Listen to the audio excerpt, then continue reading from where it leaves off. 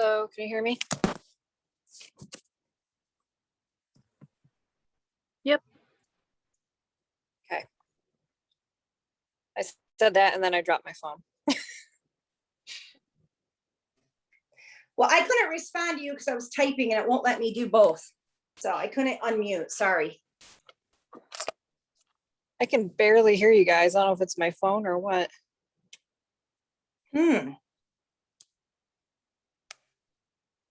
We can hear you clear, plain and loud. I mean, like very clear. Yeah, I can hear Angie nice and loud. Okay, Ashley's really quiet. Ashley's mic is always messed up.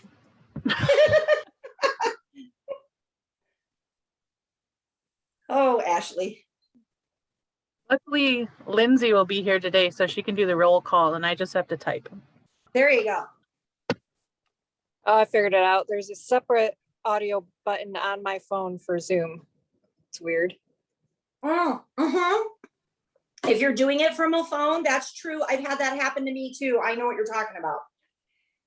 Because I do Zoom a lot for my job and I've noticed that. Because they'll be really quiet and I can barely hear them. I didn't think about that. Yeah, I almost never do it on my phone.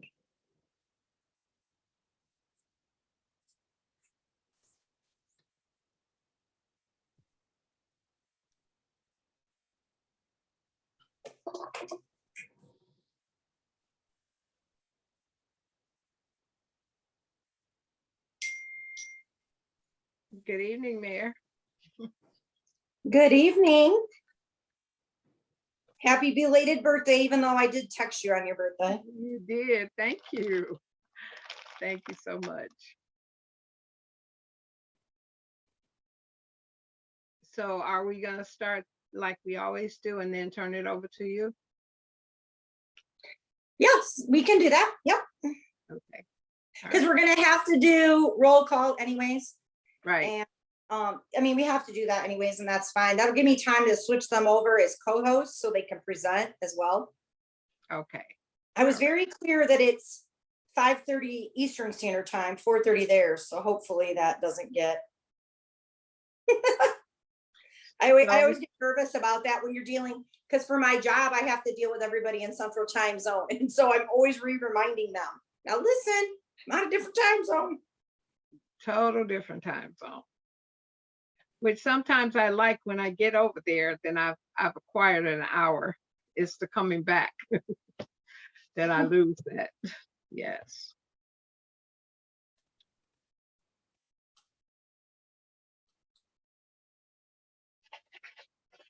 So it's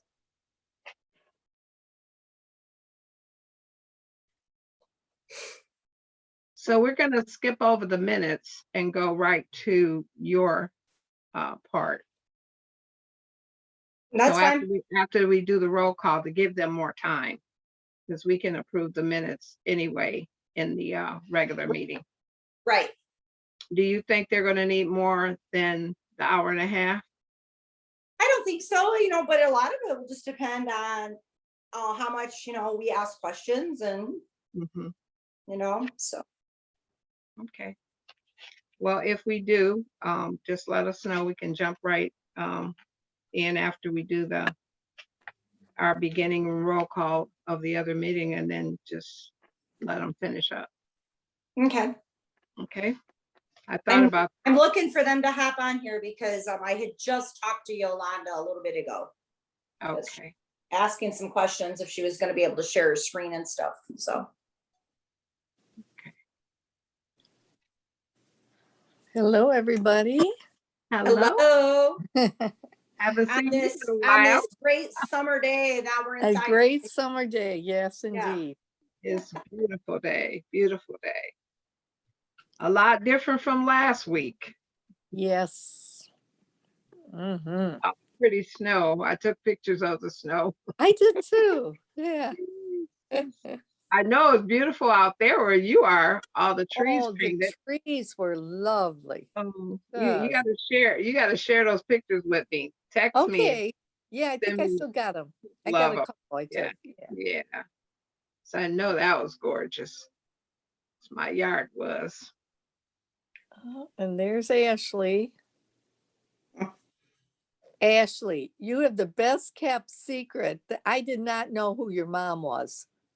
I almost fell off my chair when you wrote me and said, well, you can give it to my mom Wendy. And I'm like, what? That's what happens when you don't know people. Mm, Nah, I don't like to name drop mom all the time, you know. I see. it's okay to name drop mom. It's okay. So who is your mother? Can you Wendy say- Pooley, she's, I think, was a resident care director. Resident care director here at with the sisters. Yes, yes. I didn't know that was your mom either. See, I didn't know that. She's been there a while. Has Yeah, that's what I went and told the nuns, I said, you know what? Her daughter's on this commission with me. They're like, really? I think she's been there 20 years Oh, now, at least- or going Yeah, up. wow, she's like yeah, an icon here, I guess.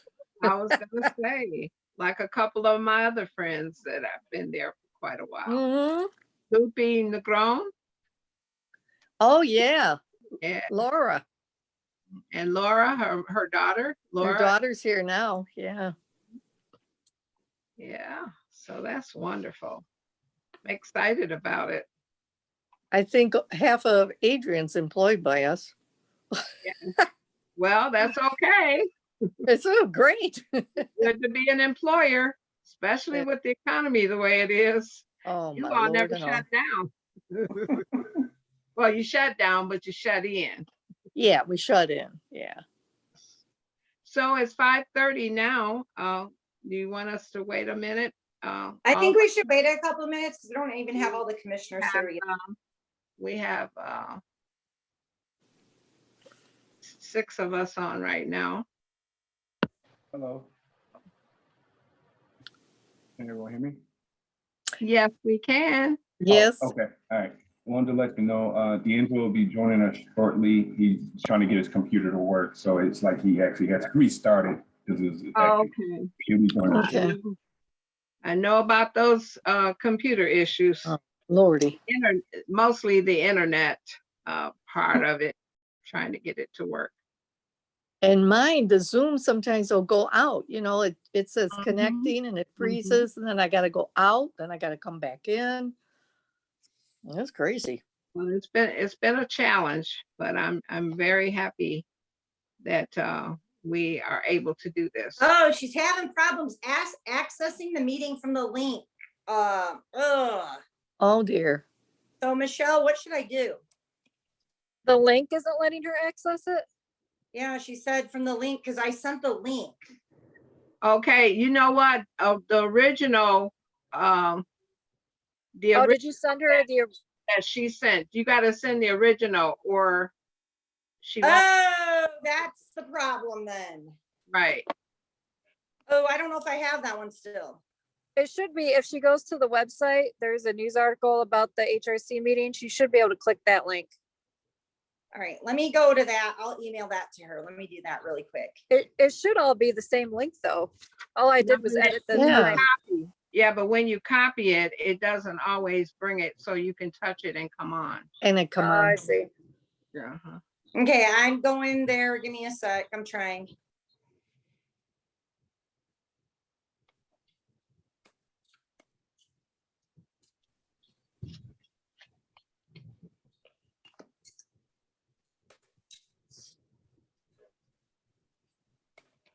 I thought maybe I should check my email. Glad I did.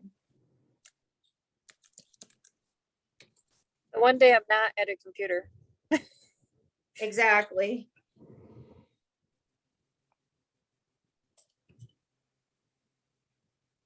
Okay, I'm gonna have her try that. I just sent her another one.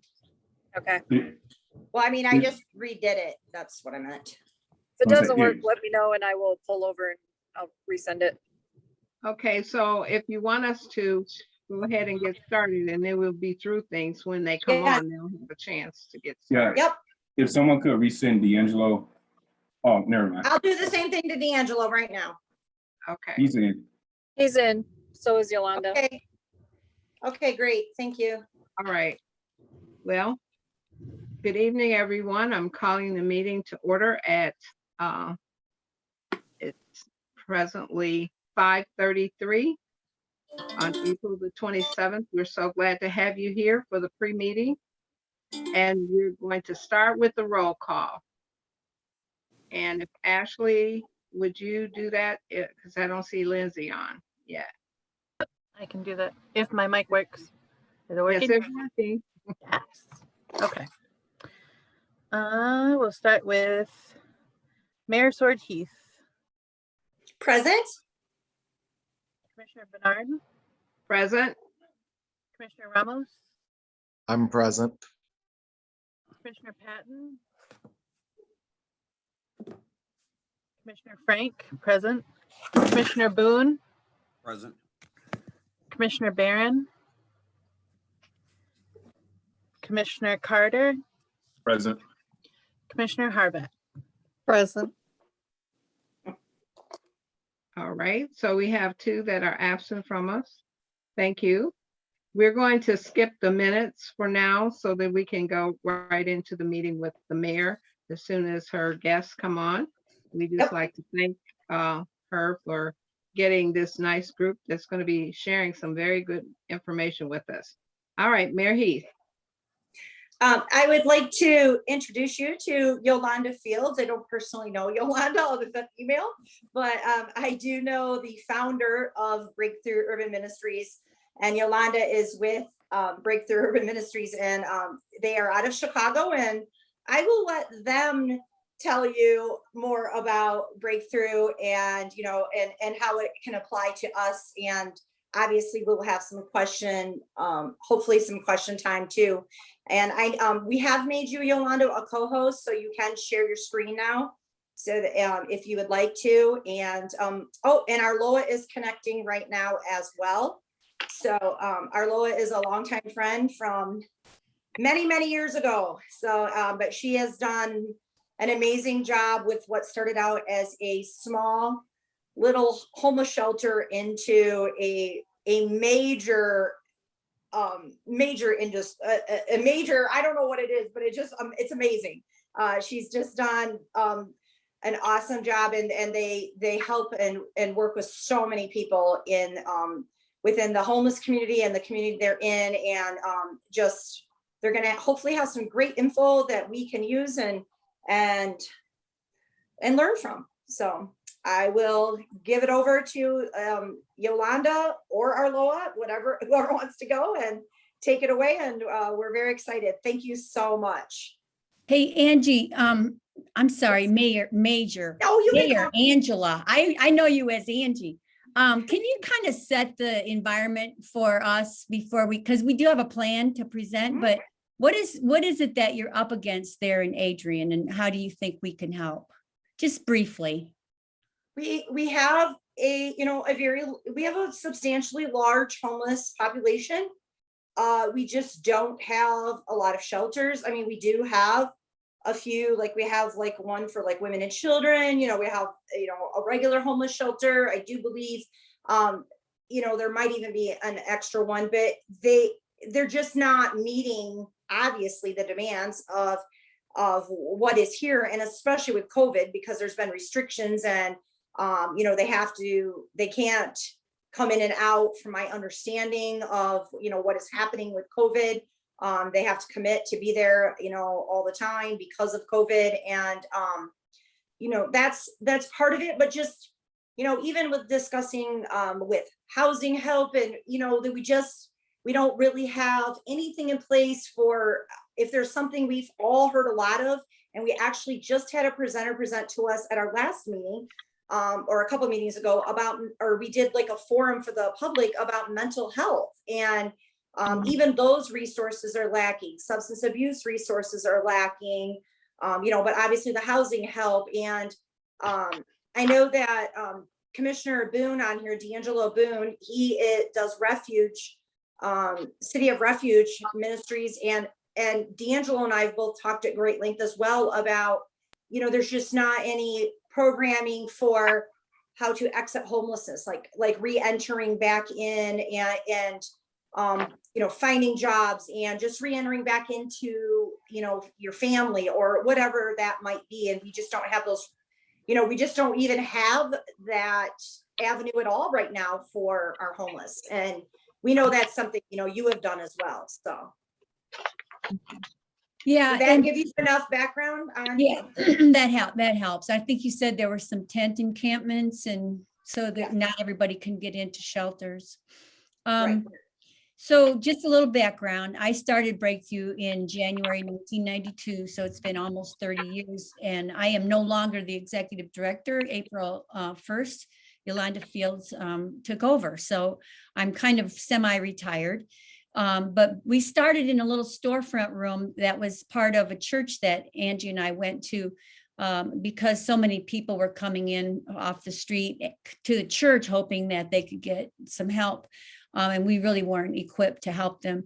And so I think a lot of what Breakthrough success has been based on is people caring to give money and grant money from foundations and government money so that we could put into place the things that you mentioned, Angie, that are missing.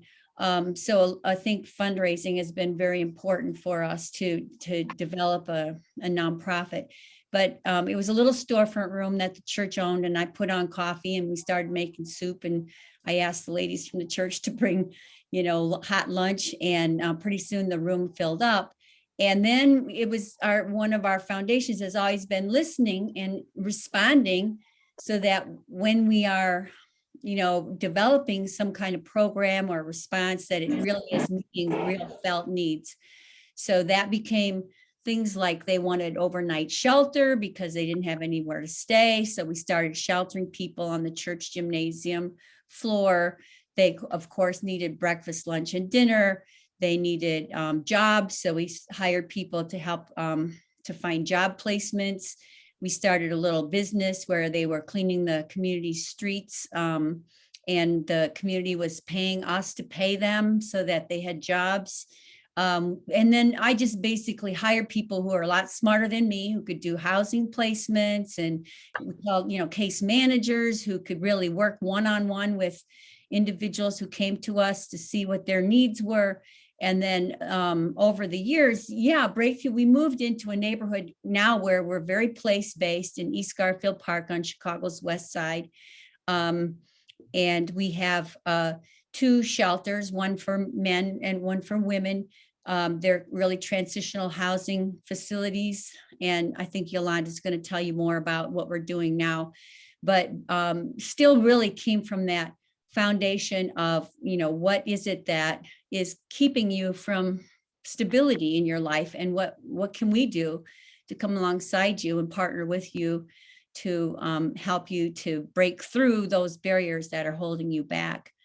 So be it drug and alcohol addiction and counseling and housing and jobs, and people who are returning to the community from incarceration and need everything. And so we found wonderful people who just needed a hand up and are now very successful in their lives. And a lot of them are working for us. So they know what it feels like to be out there. So that's just a little bit about my background. And Yolanda is now the executive director, and I'm just going to turn it over to her.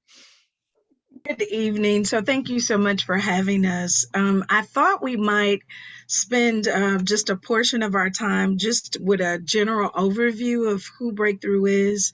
So Arloa has talked specifically about our homeless intervention services. And so outside of that, there are other things that we do that make providing wraparound services easier. And so there is, and I hope that I'm able to share this and that you're able to see it. There is a short video, and I do mean short, it's actually 1 minute and 29 seconds that provides an overview of who Breakthrough is, and I think really illustrates the work that we're doing comprehensively in East Garfield Park. So give me just a second and I will share that.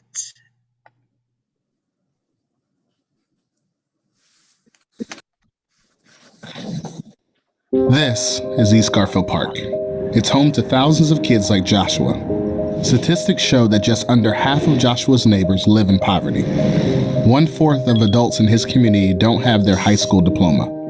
And the 40-block zone his family calls home is labeled a food desert. But Joshua isn't a statistic. He's part of a change that Breakthrough is helping lead in the neighborhood, a change you can be a part of. By investing in Breakthrough, you're making a lasting impact on Joshua and his community, where success is the norm and families have the resources to succeed. Your investment creates an echo of impact throughout all of East Garfield Park. It affects after-school programs, giving Joshua and his friends access to educational support, college scholarships, and jobs and internships. It supplies the fresh market, nourishing Joshua's neighbors with fresh, healthy food. And it powers Breakthrough's adult programs, helping community members find housing, secure a job, and grow their income. When you invest, that impact is matched by private and public dollars and amplified by hundreds of volunteers and dedicated staff members. Every day, Breakthrough is working to change the statistics for East Garfield Park, making new ones that give Joshua and the next generation hope. Are you ready to be a part of this change? Join the Breakthrough family today.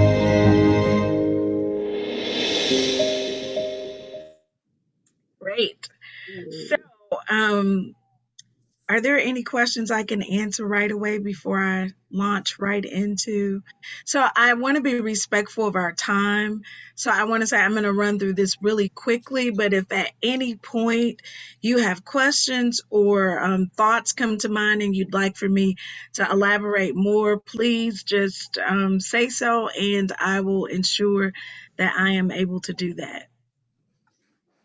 So the one thing I want to say right away is that we're extremely careful about the language that we use when we describe those who are seeking services. And it's because one of our core key concepts is dignity for the individual. And so what I'm talking about right now is specific to our programs that really are designed for those who are impacted by homelessness. And the model is to help people move from crisis to stability and then on to contribution. So what I had hoped is that we would spend a little bit of our time talking about who we serve, how we serve, and then what we've learned. So our mission is to partner with those affected by poverty to build connections, develop skills, and open doors of opportunity. Breakthrough serves men, women, and families that are impacted in homelessness in East Garfield Park and the Chicagoland area. So many of those who come to us are really coming from various places. So not just East Garfield Park. Some come through referrals from the Department of Human Services. Some come through partnering organizations and agencies. And then others are really have just heard word of mouth. They come to us really affected by poverty, substance use, unemployment, eviction, mental and medical health crisis. So Mayor, when you were saying all of the things that really are barriers, we are very familiar with those barriers. So when we think about, let me go back one. When we think about what homelessness looks like in Chicago, we know that the faces are varied, but there are three types of the homeless population that we serve. So there's the episodic, and so those are people generally who are more stable. They enter homelessness because they've either lost a job or have been recently evicted. Or there are people that are more chronic, and the definition that HUD uses for chronic homelessness is 1 continuous year of homelessness, or 4 episodes over a 3-year period. And so there are people who come to us who are chronically homeless. Most of them are the most vulnerable. They are generally the ones who have been living on the streets or in places not meant for human habitation. And then there are those who have a homeless issue or that isn't considered chronic, but it may be a little more than episodic. And these are people who generally are couch surfing or don't have leases in their own names. So we've been very intentional about the concepts and the framework that we've created to serve those impacted by homelessness. And so I'm going to just run through the main ones. The first is trauma informed. And it's really a framework that's based on key principles from the Substance Abuse and Mental Health Association of the government, right? SAMHSA. We're all familiar with it. They've done a wonderful job providing resources for any organization that wants to become trauma informed. So what we believe is that every single person enters our doors and they probably have experienced some kind of trauma. And we believe that that trauma should not be ignored, but should be addressed through intervention and prevention. And to that end, we have in both of our facilities a clinician. That clinician is responsible for providing an assessment within the first 7 days that people actually are with us. That assessment helps to guide the individual service plan that is mutually created between the guest that comes into our shelter and the case manager assigned to them. So the next piece of that framework is peer support, and Arloa talked about this. It's that framework for improving the quality of life and keeping people engaged in the community by leveraging their life experiences, their skills and knowledge to reduce the negative social determinants of health. And so our peers have lived experience. Some of that lived experience is medical or mental crisis. Some of it is just poverty in itself. And then others have lived experience in foster care, which I don't know how you guys are experiencing that, but that is a growing number of our homeless population. The next practice is restorative. And I have to be honest, this is really one of those that we learned by trial and error. Because we didn't really understand trauma well and all of the ways that it presents in an individual in crisis, we had established policies and procedures that basically removed people from our environment when they could not follow the rules that we established. As we learned more, we grew in our skill and knowledge and brought clinicians on. We realized that we needed another practice to train our staff in that would help us be able to deal with some of the policy violations that really was disruptive to the overall environment of our homeless shelter. So this framework really gets to the root of problem solving. It does it through encounter, amends, and reintegration. And so a quick example of that would be probably 8 or 9 years ago, if you came in, let's say you came in intoxicated into our shelter. If you were intoxicated to the point that you were disruptive, we would ask you to leave and put you back on the streets. Today, what we do, if someone comes in intoxicated, we have a space that is dedicated. It also serves as our COVID space right now, too. So I don't want you to think that we've got unlimited facility resources, because we don't. But what happens is that we keep that person safe, because we realize now if they're intoxicated to the point of disruption, that they really could do harm to themselves or to someone else. So we keep them overnight. If it happens on the weekends, they stay in the entire weekend. And on Monday morning, their case manager is responsible for developing a circle. And that circle really allows us to talk about what the expectations were and what the harm was on the overall environment and how we want to respond with a consequence for that.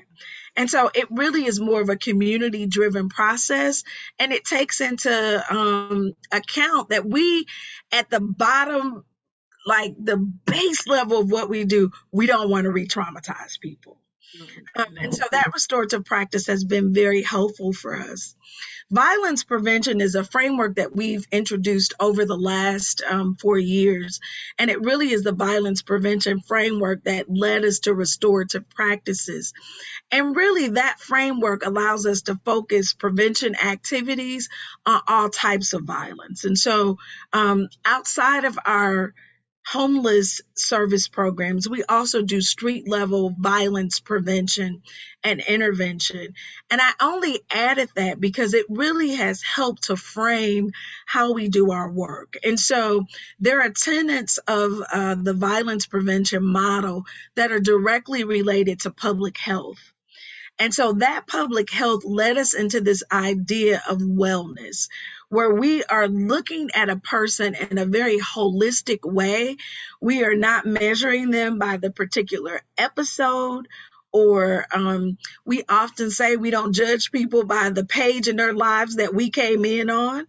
But that we see them as an entire individual, and we want them to see themselves that way, and to create life plans that would move in those 9 dimensions. And so those dimensions are around occupation, around social connectedness, any of the things that you and I can think of, financing, are dimensions that would make us well, is where we want to put the focus for those who are impacted by homelessness. So that's just some basic tenets of what we use to guide our work. And so I want to just talk about, sort of the goals that we set. So we started off, Arloa shared how we really were more of a drop-in center designed to really meet some basic crisis intervention needs.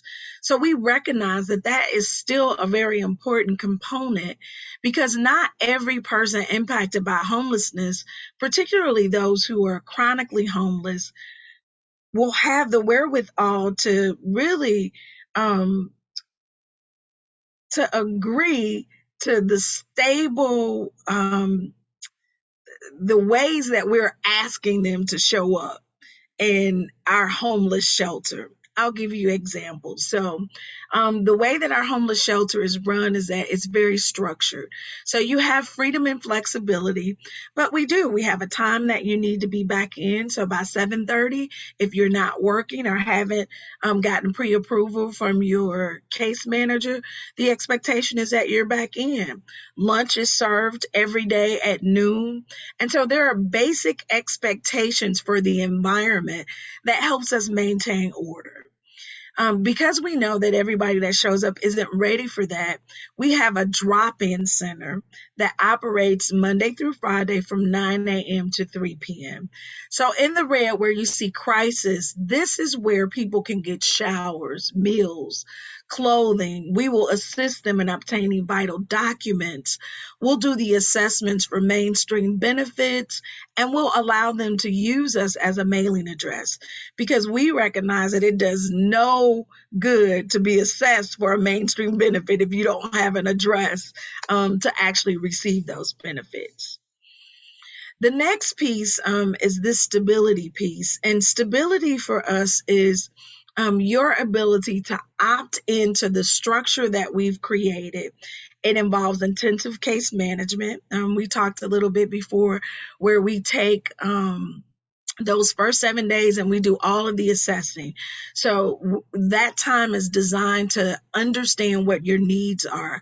You'll meet with an employment specialist and they will assess where you are vocationally. You may take a TABE test that assesses for your basic education. And then there are 2 or 3 other personal staff people that become a part of your network, right? Your personal network that we're helping you to build. So that may be our financial coach who is going to help you with budgeting. So we recognize that not everybody has an income, but we all have expenses. And so you'll be referred to a financial coach. So all of those things are done in that stability phase. We don't assume that people that come to us want to be placed in housing. I can honestly say that that was one of the big ahas for me. I remember there was a young man who wasn't really so young who said, no, I don't need a house.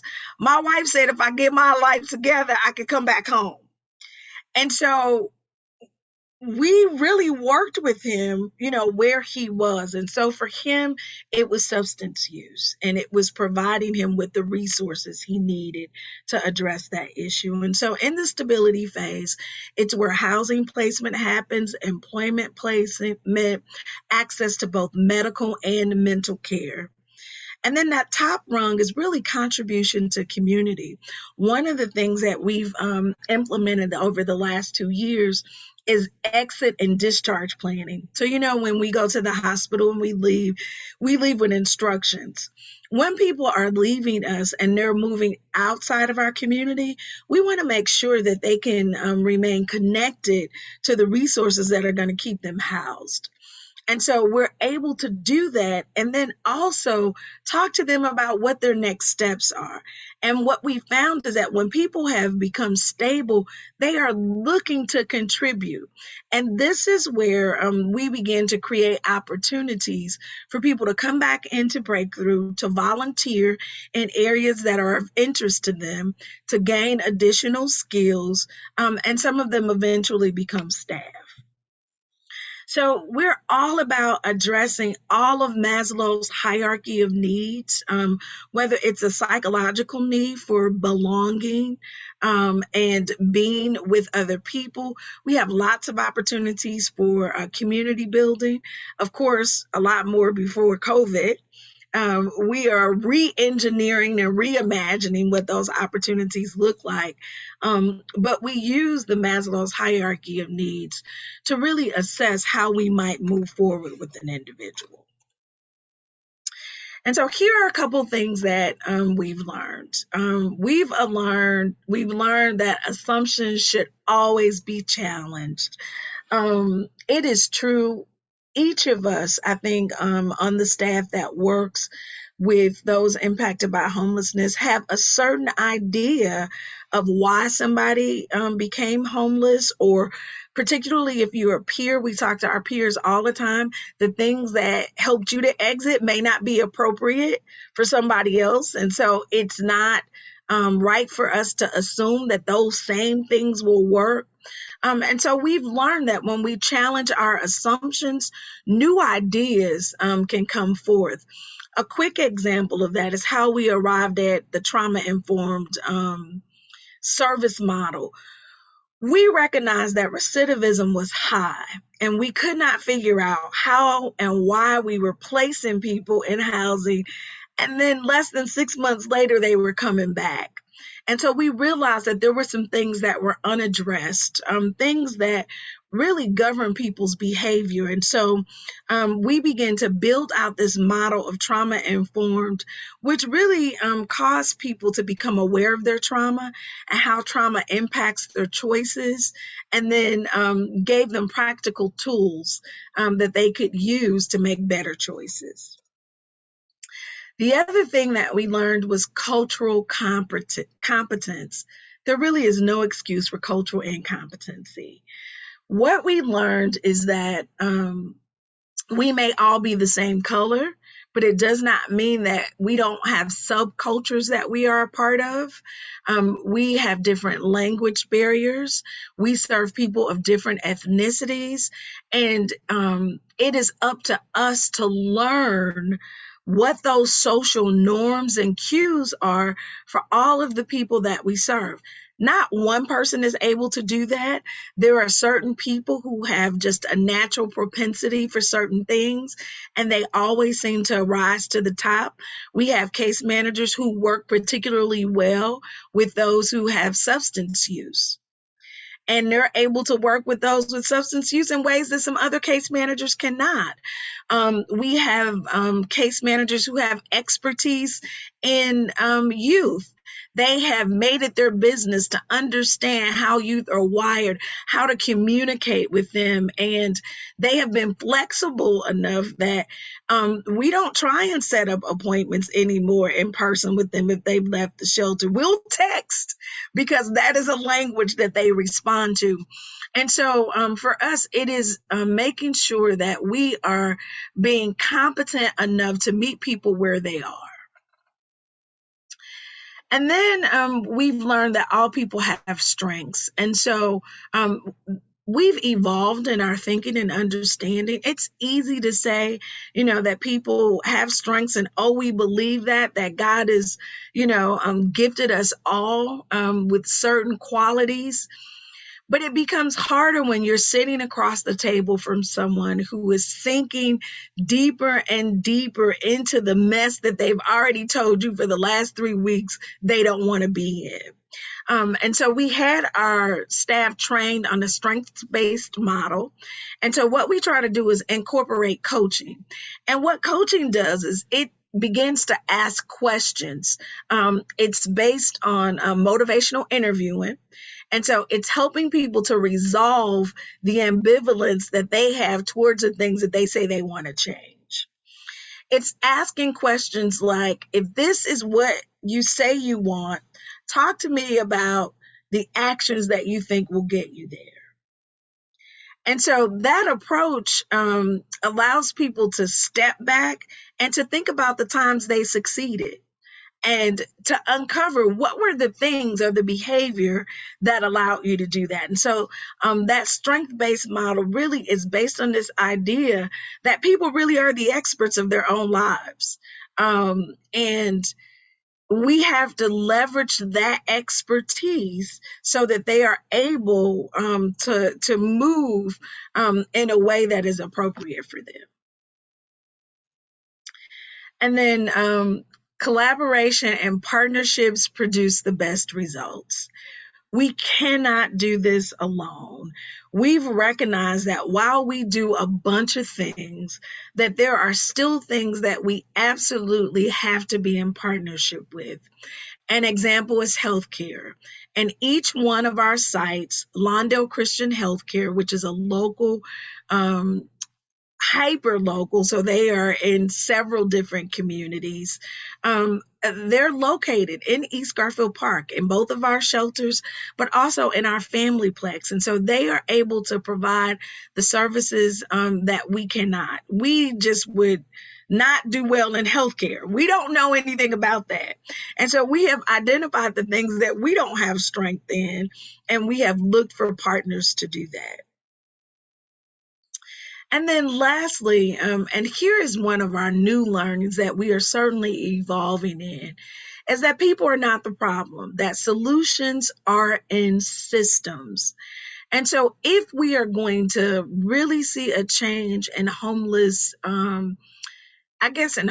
in America, not just in our individual cities and towns, that there's got to be some system work. And so we work with our continuum of care to really address some of the policies in our state that make it difficult. And so there are ways that in every city, we can really dismantle some of the things that perpetuate homelessness. And just knowing that addressing those symptoms doesn't solve the individual problem, but it does mean that as we address the individual problem, opportunities will be available for people to take advantage of them. So I'll stop there and I'll stop sharing for any questions or thoughts you might have for me.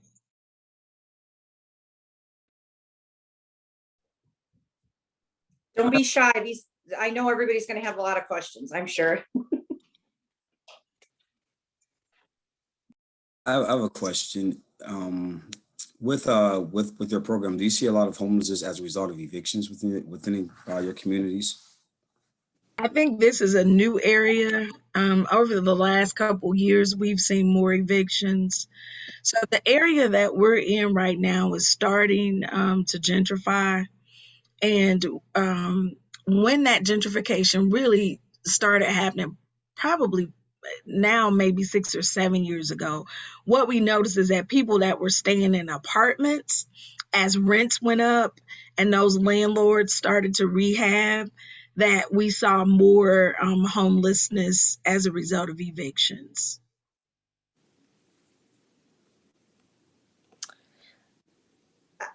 Yolanda, I have a And, oh, go ahead, Sister Um, Pat. Hi, Yolanda. It's nice to meet you. Nice to meet you. I'm a Catholic sister, Adrian Dominican. So we're all over Chicago, and have been for years. So maybe I missed it in the beginning, but what building or buildings do you have? Do you rent? Do you own the building? And how did you acquire it? Arlo, do you want to take this or you want me to start? You can give the history of at least the acquiring part. So we started in a church. So we paid the church $1 a year for many years. And we used the church's gymnasium. We used the church's kitchen, their fellowship hall. We served meals. And then we found a building in East Garfield Park, which was not the same neighborhood as the church was in. And it was in disrepair. It was really, the roof had caved in. The city was about to, tear it down. And a friend of mine tried to save that building to be used for good, right? And so he pointed the building, tried to fix it up. So when we got into it, it was a gut rehab, really. It was a very big job. But we did it with volunteers because we just didn't know any better, Pat. We had a guy who put himself through law school doing construction, and he kind of just took a sabbatical from his legal profession and came in and masterminded the renovations. And so $500,000 we put into this building. Now, since we've renovated it like 3 more times to make sure it was up to code, and we had all the, permits, because it was just, it was done on the cheap. But we were still renting from a church in that neighborhood, even when we did all that work. It wasn't until about 2013 that we were able to buy that building that we had renovated, and we had already put a lot of money in it. We had to pay more money for it because we renovated it. But, we just kind of keep moving forward. Then we found a building that we got down the street from where the first building was. So the first building is now our women's center. The second building was 1.5 blocks away, and it needed a gut rehab, but we got that for $150,000 along with 4 lots in the back for parking. And then we put $6 million into that building. And that was our first real major capital campaign to raise money to renovate the building. And then in 2015, we opened our familyplex. And if you go to our website, breakthrough.org, there's a beautiful beautiful multi-use, that's where I was like, for building, that has a double court gymnasium. It has 6-7 classrooms. It has a preschool, 4-room preschool. Because for me, as we were looking at how are we going to address issues of people needing housing, it came back to, we need to start with early childhood education and make sure that the young people were getting off to a good start, so that, and then we follow them up through the grades, and we have after school programs and a lot of arts and sciences and clubs to try to make sure that they are not going to fall through the cracks. And so that's kind of a preventive for homelessness. And then just a few years ago, we also acquired through, we don't have to pay any rent because the owner wanted us to be in his building. And so we have a violence prevention hub that is street level, kind of an office building for people who are doing our violence prevention work. And then also in 2013, when we bought and re-renovated the Women's Center, we bought the building next to it, this is a long answer, which is a Fresh Market Food Pantry. So we have actually 5 buildings. Men, women, familyplex, Fresh Market Food Pantry, and the violence hub. Okay. And now we own all of them except the violence prevention hub, which we don't pay any rent. But it was hard getting those, and you beg and borrow and use until you can get the money to do it right. So that's kind of how we did it. Right. Okay. Thank you.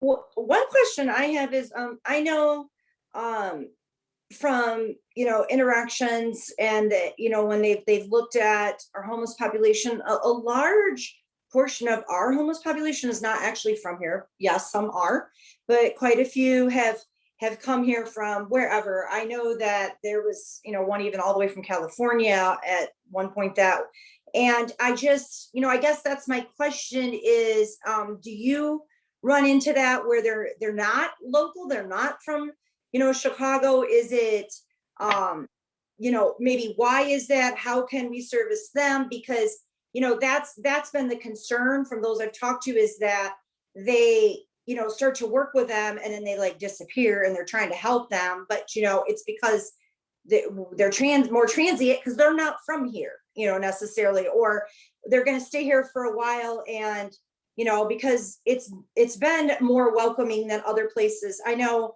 my husband talked to a man that said he was getting beat up all the time in the Ann Arbor, Ypsilanti area, which is not far from here where the University of Michigan is. He was so happy when he arrived here because nobody was screaming at him, yelling at him, taking out violence on him. And he felt very safe here. And he said, I'll stay here forever, because compared to what I've been through. So that was great because, they feel safe. We're obviously making them feel safe in our community, which is really, I'm very happy to hear that. But, how do we service people that are transient that maybe aren't from here? And I just didn't know if your population was mostly from that neighborhood or what. So I guess that was my question. No, our population, we do have some that are from, the Chicagoland area, but I think there's a universal thread of transiency throughout the entire country. So I think for us, what helps with that is this approach that's comprehensive. So what we've noticed is that people who are transient generally have some other condition that really is at the root of all of the movement. And so when we are able to uncover what that is and to offer assistance in that area, whether it's substance use or mental or medical condition, there generally is, all of the change in movement is rooted in something else. And so when we're able to uncover what that something else is, we can provide the appropriate resources. So I really think it's a matter of finding out. And some of that only happens with relationship. There are some people who are able to go right from report to relationship right away. And then there are others of us who it takes, weeks to build the kind of relationship that would allow you to know what those other conditions might be.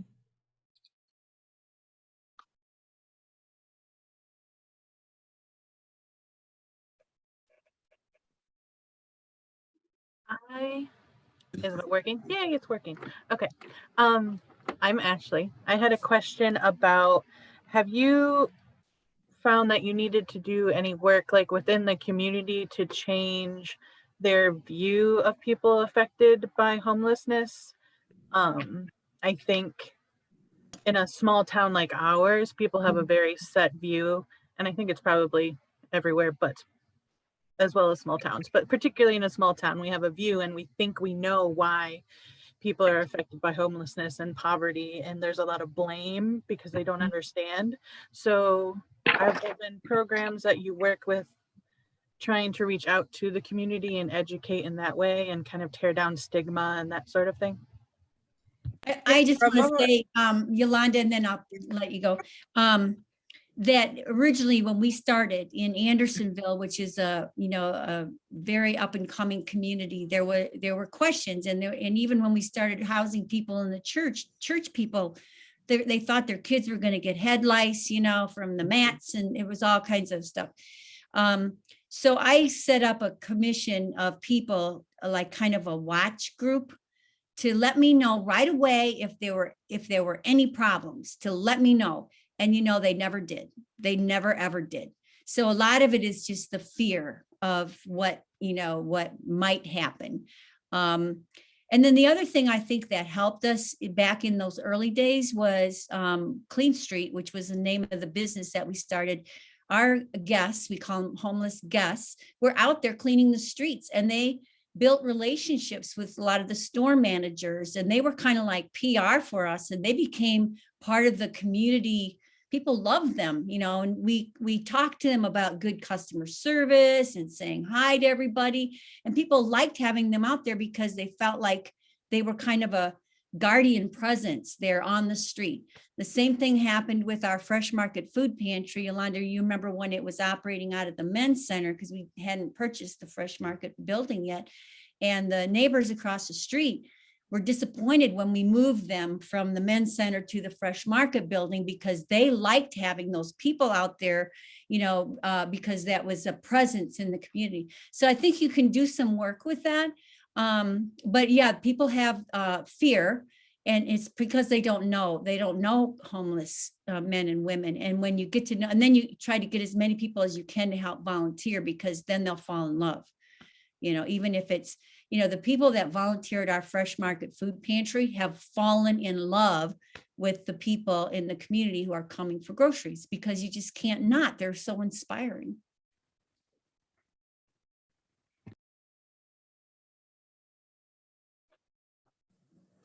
I had a question regarding turnover and home ownership or renter re-entry.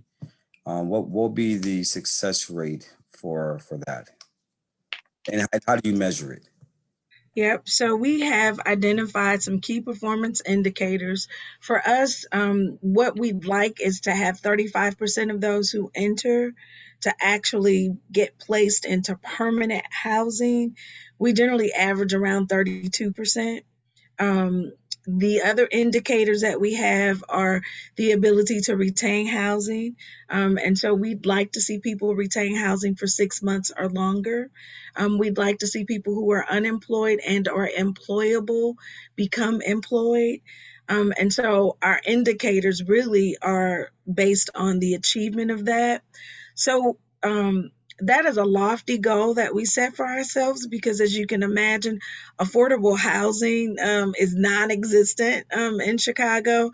And so you get really creative. I can say that COVID-19 is probably going to help us in ways that we hadn't imagined. Our city has really taken the initiative to address housing during COVID in ways that it never has before. So we have what we call right now these accelerated movement events, AME. The city comes out, they assess people to find out what kind of housing is appropriate for them, and they are providing rental subsidies for those people. Now, of course, the catch is that those rental subsidies, depending on what unit you're in, are only lasting from 6 months to a year. But this is the first time we've seen. And so last week we got 25 people housed. That just has never happened before. And they're coming back next week. And so, we're always honest about it. And for us and our staff, those are not the only measures of success.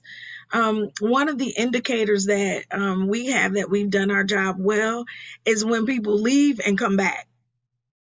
And when we fire people and they come back and volunteer. Like, all of those are indicators for us, because part of what we believe is necessary to help people become stable is they have to build their own self-efficacy, but they have to be in relationship with other people.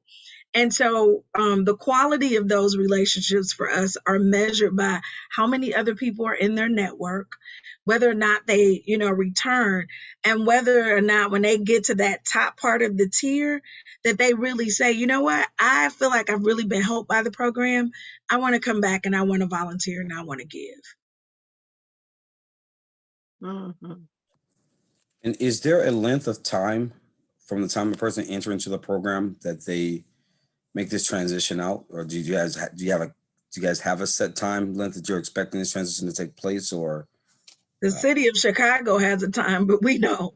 So one of our major funders, the Department of Family and Support Services, has a 180-day window that they believe that people should be able to transition out of homelessness into permanent housing. And I can honestly say, even though they have that set timeline, we have never been scored on an audit in that area. You know, they always tell us whether we've met it or not. And so they recognize that it's an unrealistic expectation. So the average length of stay really is about 7 or 8 months for men. For women. Men, for some reason, can come in and make stuff happen. A lot of times our men, the average length of stay is only about 5 months.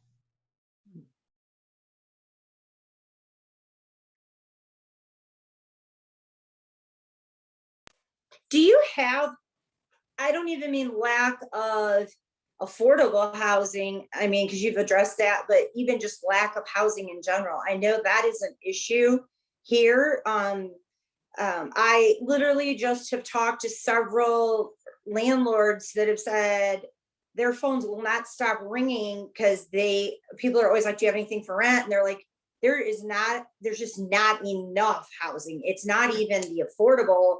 I mean, that piece is there, but there is just not enough housing. And the concern obviously is with wood and everything going skyrocketing high for construction costs, and everything is costing so much that, I don't know if we'll see anybody come in and put in an apartment complex or, something along that line because of it being an average of $200 per square foot at this point for construction. So I didn't know if you were running into that problem, because it's definitely a problem here. We don't have enough affordable housing, but we just don't even have enough housing at all. That is definitely a problem. Yeah, I think that's also a problem in Chicago. We have the advantage of old apartment stock, so single room occupancies. So a lot of those who come through our program who are single, not looking to be reunited with family, for many of them, they're placed in this type of housing. It's where you may have just a single room and shared kitchen and common space. We don't have more of that being built now. There are a lot of reasons for that, but that primarily is the way that we're able to sort of expand our housing inventory. And also we're building a multi-unit building for about, I don't know, Yolanda, how we landed. Are we 13 or 15 units of housing for families? I think we landed at 13 with the current renderings. Yeah. And it's a legacy gift from a donor couple that wanted to give us, multi-million-dollar donation to see this happen. So we have to do a little fundraising, but it's pretty much paid for by one couple. So it's a beautiful thing when you find people who really want to help. But yes, we need more housing, more, especially in our community, affordable housing, because the rents are very expensive and they're going up. So that's what I was going to ask, is your funding, is primarily donor-based? You must have a great donor-based data operation. And people hear and then they contribute. Is that how it works? Yeah, have been historically around 50% from individuals and then the rest from foundations and government. That number is beginning to because the government is really pouring a lot of money right now into addressing some of the issues that we're dealing with. And so we're getting more and more government money as we've grown and gotten older and bigger, and as well as corporations, which was kind of non-existent in those early days. So we started with individuals and now we're diversifying. So we have a pretty diverse donor base, but we raise our budget is close to 10 million, and about 4 of that will come from individuals this year. And yes, it's that's something that I felt I could do when I was at that church that Angie and I were at, because I knew a lot of people wanted to help and they just needed someone to raise the flag and say, okay, let's do this. And so I think fundraising has been key to, you know, you have to be able to resource the work. And then when you have those resources, be it government or philanthropists that come in and want to do something good, to be ready to receive those donations because you have a plan and you know what needs to happen. And then, you know, you lead the charge and just getting, and then you have to have a fundraising department that is very attentive to donors and, you know, really looks out for them and gives them a lot of good feedback and gets them engaged and volunteering in other ways. And then the government contracts, you know, like Yolanda said, COVID has really affected. I thought COVID would really hurt our fundraising, but it hasn't. It's been because I think the city recognizes that Yolanda and her team are doing such important work. And so they're starting to want to fund us now, which is great.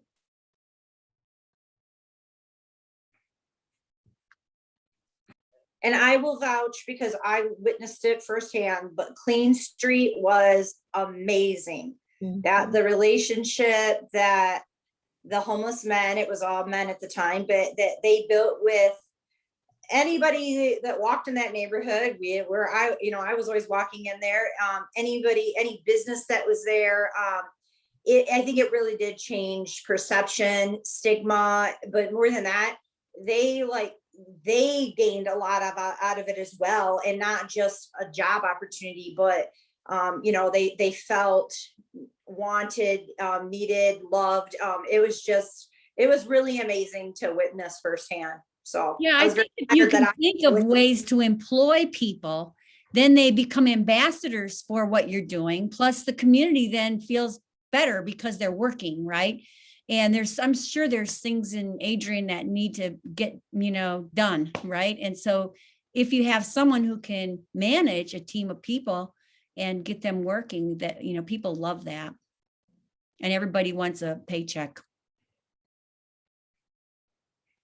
This is Andrea. Thank you, ladies, for coming, and we really appreciate all the good information that you shared with us.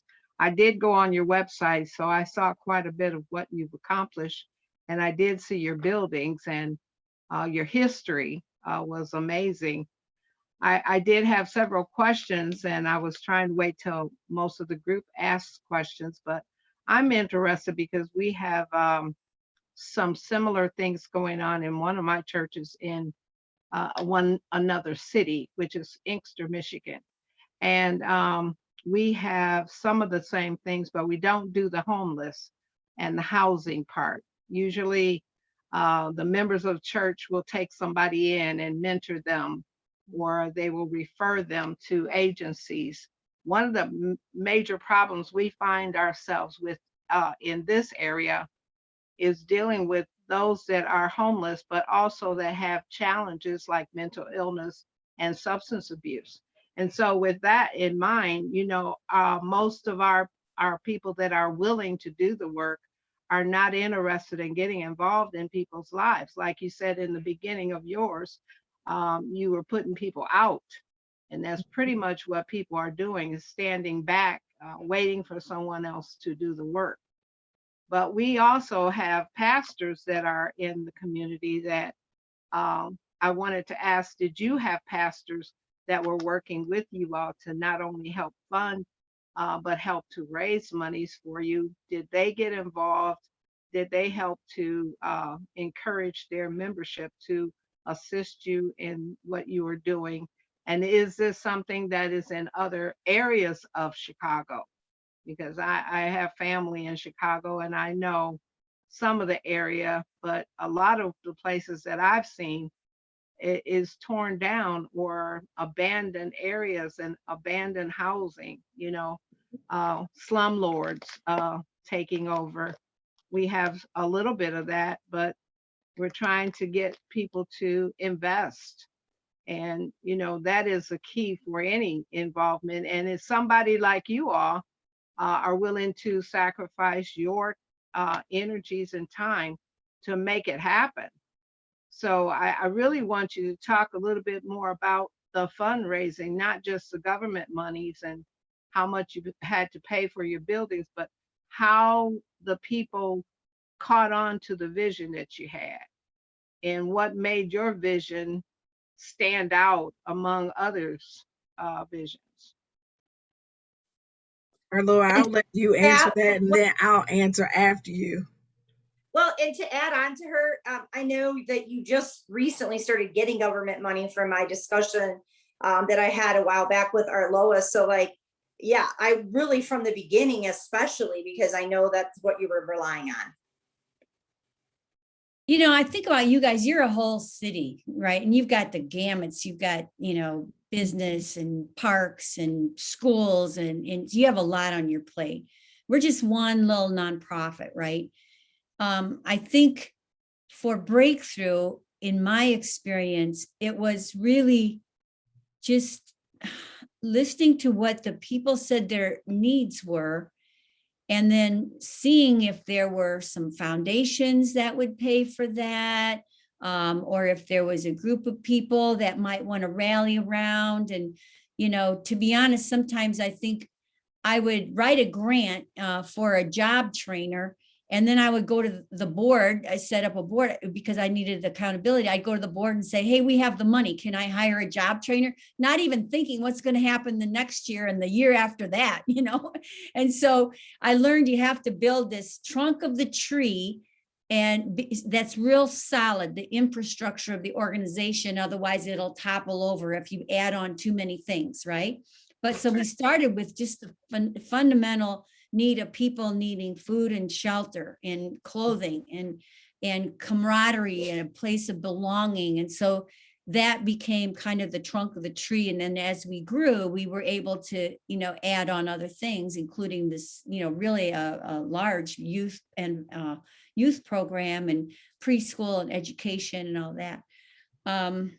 So how did we grow? It's just little by little. I look at it like, you know, how do you make a snowman? You know, you start with your little handful and then you just pack it and pack it and pack it and roll it. And then pretty soon it just takes off and it's got more momentum, right? So that now we're equipped, we're ready to take government money. We weren't, you know, 10 years ago, we couldn't really manage those contracts. You have to manage all of that. You have to have the infrastructure in place, the accounting and the finance committee and a strong board and HR policies and procedures. And, you know, that's why Yolanda's going to take Breakthrough to the whole another level, because I'm kind of the storefront bootstrap kind of person, but Breakthrough is beyond that now. Breakthrough is more sophisticated than that.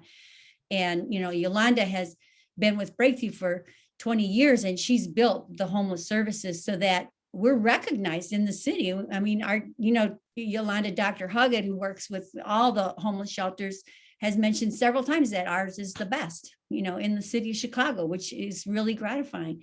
Right. And that's because of Yolanda and her team. She's built her team to successfully do that work. But I don't really have a magic bullet for how to fundraise, but to me, I'm an introvert and I'm kind of shy, but when I see people who don't have food and shelter, something happens to me. You know, it's like we're the preschoolers. I'll do it for the babies. I'll do anything for the babies. You know, what do I have to do? And then also it gets my dander up, and I'll just go, you know, say what I have to say because it's for the kids. It's for these people who are precious and you know, need a helping hand. So go ahead, Yolanda. So I would say Arlo has been extremely modest. She has done a lot of the personal fundraising. She has been consistent and courageous. And when she says, you know, she's an introvert, she's got a plan for everybody's life. And so it has been that plan for other people's lives that really have brought money in the door long before government money was accessible. So that's one thing. It is having somebody on the team that's going to be courageously asking for money. The other thing that you talked about was church relationships. We do have good church relationships even now. In fact, we have somebody on the team whose role it is to build relationships. They resource positions as volunteers. They give money. They're champions for our cause. And so those relationships are important to us. And we have pastors that have bought into the vision and, you know, have created opportunities for their congregants, which also gives us more exposure and more opportunities to money. Right, right. That's great. That's great. Well, some of the other questions that I was thinking about was your population race that you are dealing with. Are you dealing with other than people of color? Yeah, it depends on just what time of day it is, what month in the year. We have had we've had a partnership with the Salvation Army, and so we have, you know, dealt with non-English speakers that were of Asian ethnicity. We've had Eastern Europeans. We don't know how they found us, where we've had to use a translation service. And so it really just depends. We primarily serve a Black and brown population, but we've had a variety of people. And on any given day, you can walk into our shelter and really be sort of confused about what you see. So it just depends. Because it's word of mouth, you know, people hear and they come from wherever they are. Well, I think that, again, I look back to the beginning of your breakthrough ministry, that it sounded like you had to do the legwork in order to get the people to buy into it, you know. And if you're in certain areas like our community, it's about 7% Hispanic population, about 4 to 5% is Black, and the rest is Caucasian, or we have a percentage less than 1% that is other. We have also blended families. That's another thing that we deal with, is blended families, husbands and wives bringing their children into a relationship. And if they become homeless, it becomes more difficult. We do have foster care, and a lot of people are not doing it now because of COVID. But even before that, we had less people wanting to take others in. So that makes the population here for the young people more challenging, I should say. Yeah. And we have quite a few young people that are in high school that are homeless. So do you have a section of young people that are of that age group that are homeless that you're dealing with? And how do you handle them and deal with them in a homeless environment? Yeah, I think we are experiencing some of those same concerns when it comes to young people, which again is why collaboration and partnership is so important. That population, that particular population of high schoolers and that young adult population was a focus for the city of Chicago from like 2017 to about 2020, right up until COVID. And so there were specific shelters that were opened. And now there is a particular shelter in our community, somebody else who has responded. But that was one of the things that we had to decide as an organization that we didn't have the expertise to do, and that we would have to partner. That doesn't mean we didn't try it. We did. We did for a while. We housed 5 young people thinking we could do We didn't know what we were doing. Well, we did in our It's a different strategic challenge, plan that's that we for did sure. in 2018. It was brought to our attention that there was this age group that needed assistance. And so we probably would have moved towards starting something, but then we learned that Covenant House was coming a few blocks down and that's what they specialize in. So we were able Oh, to okay. collaborate and they're opening a shelter for youth. So how many people are you housing in your shelters right now with COVID being the forefront? We are, in the beginning of COVID, those who were there remained, and we basically only allowed 1 or 2 people to come in. So at that point, we were probably operating at only maybe 50 to 70% occupancy. And we did that throughout almost the entire year. And then over the last maybe 6 to 8 weeks, we've started allowing new folks in just off the street. So prior to that, we were only taking the referrals from the city. So the Right. ones that the city referred is who we took. And now we've opened up our doors more. So One do of If you- you the, were to look- sorry. one of the leaders, who's now the chief program officer, is a registered nurse. She's wonderful. If you're on our website, Sharon Massenberg. And Yolanda, I credit you too, clearly. But Sharon at the time was really on the centers and during the outset of COVID, and we didn't have an outbreak, which is an exception from all of the other. I was on a call with healthcare professionals, and every morning they were talking about a new outbreak that was happening in some congregate living situation. But she was just very adamant about, disinfecting everything and wearing masks. Mhm. So we did have that advantage in the beginning, even before there were a lot of public health guidelines, just because she's a registered nurse and said right away, we had protocols that we could implement that really saved us. That's wonderful. That's wonderful. One question I have, and I don't know if you know the answer, but I know that Arlo and I had talked about this. There's always going to be that group that don't want to come into the shelters. They want to stay out. They want to stay homeless out on the streets. Maybe they're in an encampment. Do you know what percentage of your homeless population in Chicago is like that? Do you have a guess on that? Or have you worked with some that come in and then they're like, I don't want to be in a shelter. I don't want to, reinstate back in. I want to stay homeless. Do you run into that? We do. So 2 answers to your question. The first is allchicago.com has all of the statistics for the different varieties of homeless populations that we face in Chicago. So you can probably find stats there.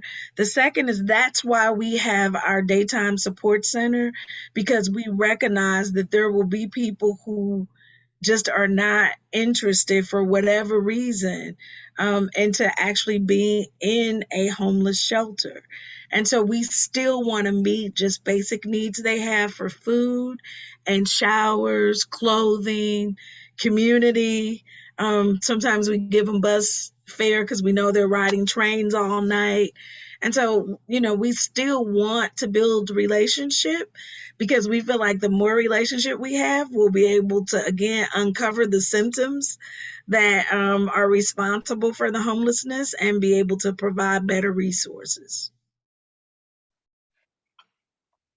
That is one advantage that you all do have. People can get out of the cold by getting on a train Yes, and true. or get on a bus. And we don't have True. those kind of services. Yeah. Yeah. I did want to ask about your staff, though. How many of them are full-time paid staff? And I All know of you talked about your nurse Yeah. Yeah. and your social services connections. The Subservice. number, I was waiting for Yolanda because I don't know. The number I think it's like changes. 130. We have about 100. I was hearing 140. I know we're hiring more. So we got some money for it was initially COVID tracing, and now they're doing more of the helping people get to get the vaccination. But I think we have about 140, of which about probably 90 of them are full-time. And Okay, this so at dog 90 is scratching the door, so I'm gonna have to go let him out. So Yolanda, you'll have to take, I'll be back, but I gotta go let him out before he starts barking. Okay.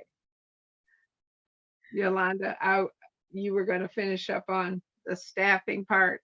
Yes, So- I was going to just say, as part of our workforce development program, we responded to an RFP that allowed us to hire 18 contact tracers who, of course, now are doing, additional work.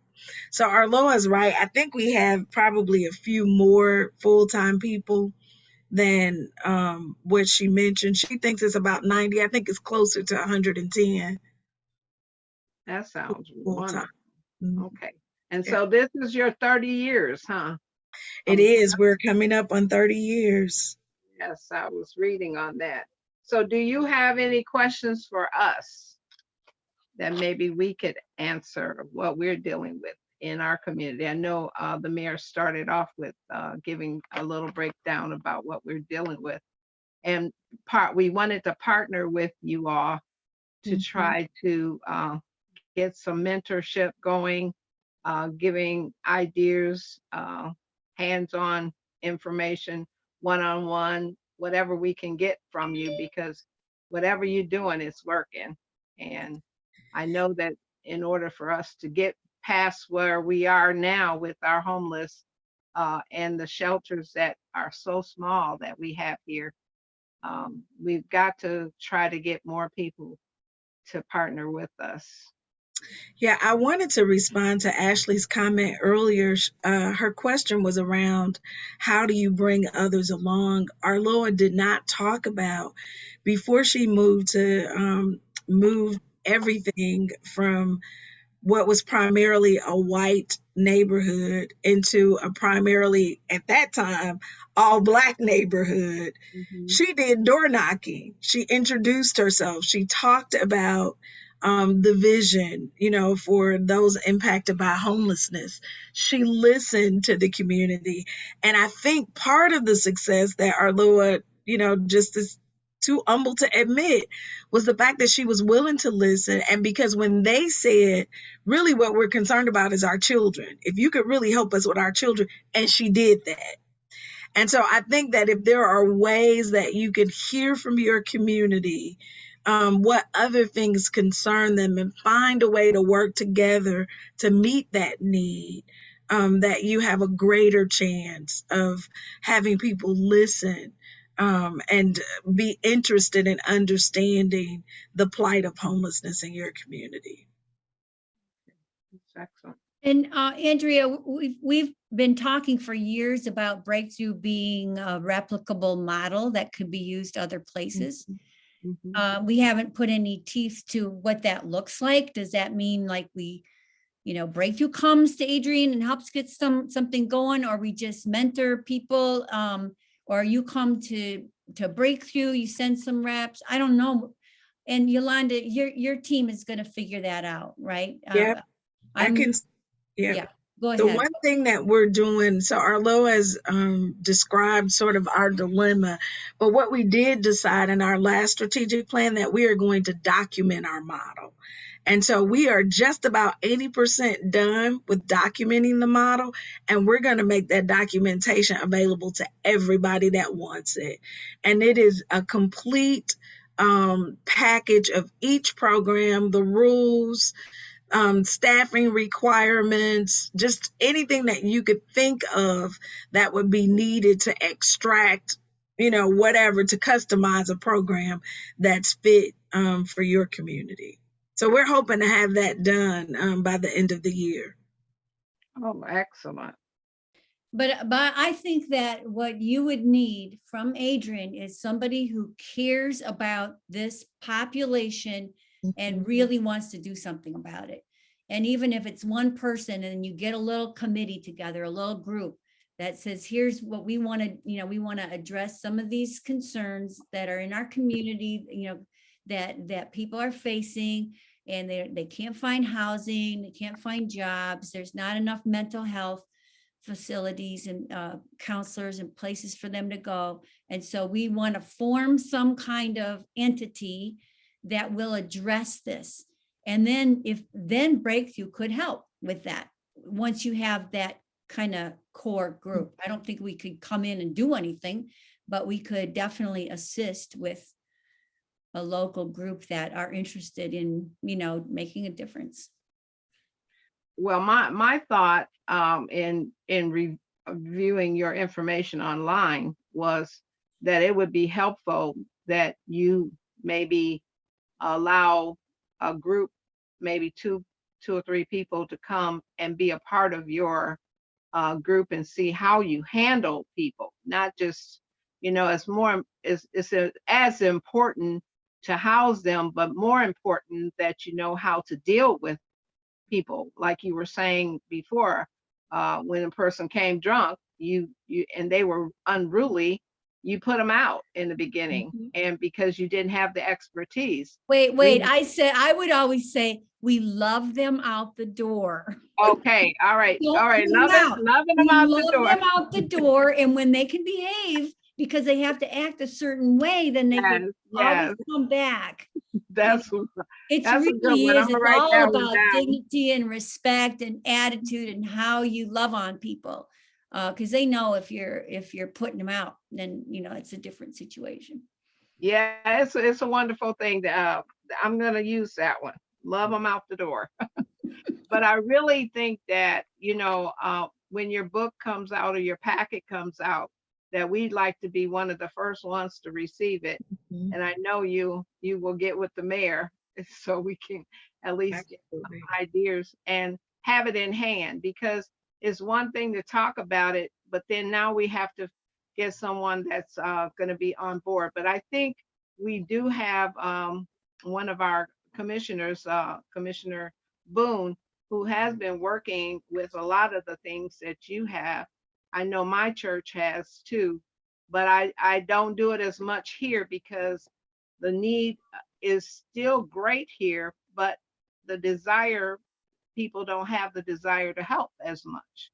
Business reigns more here in Lenawee County than paying for other things. So now if we have other resources or look at other ways of doing it, I think we would be able to do more because we do have a lot of people that have money in this county, and they do set up a lot of different things that they're willing to pay for.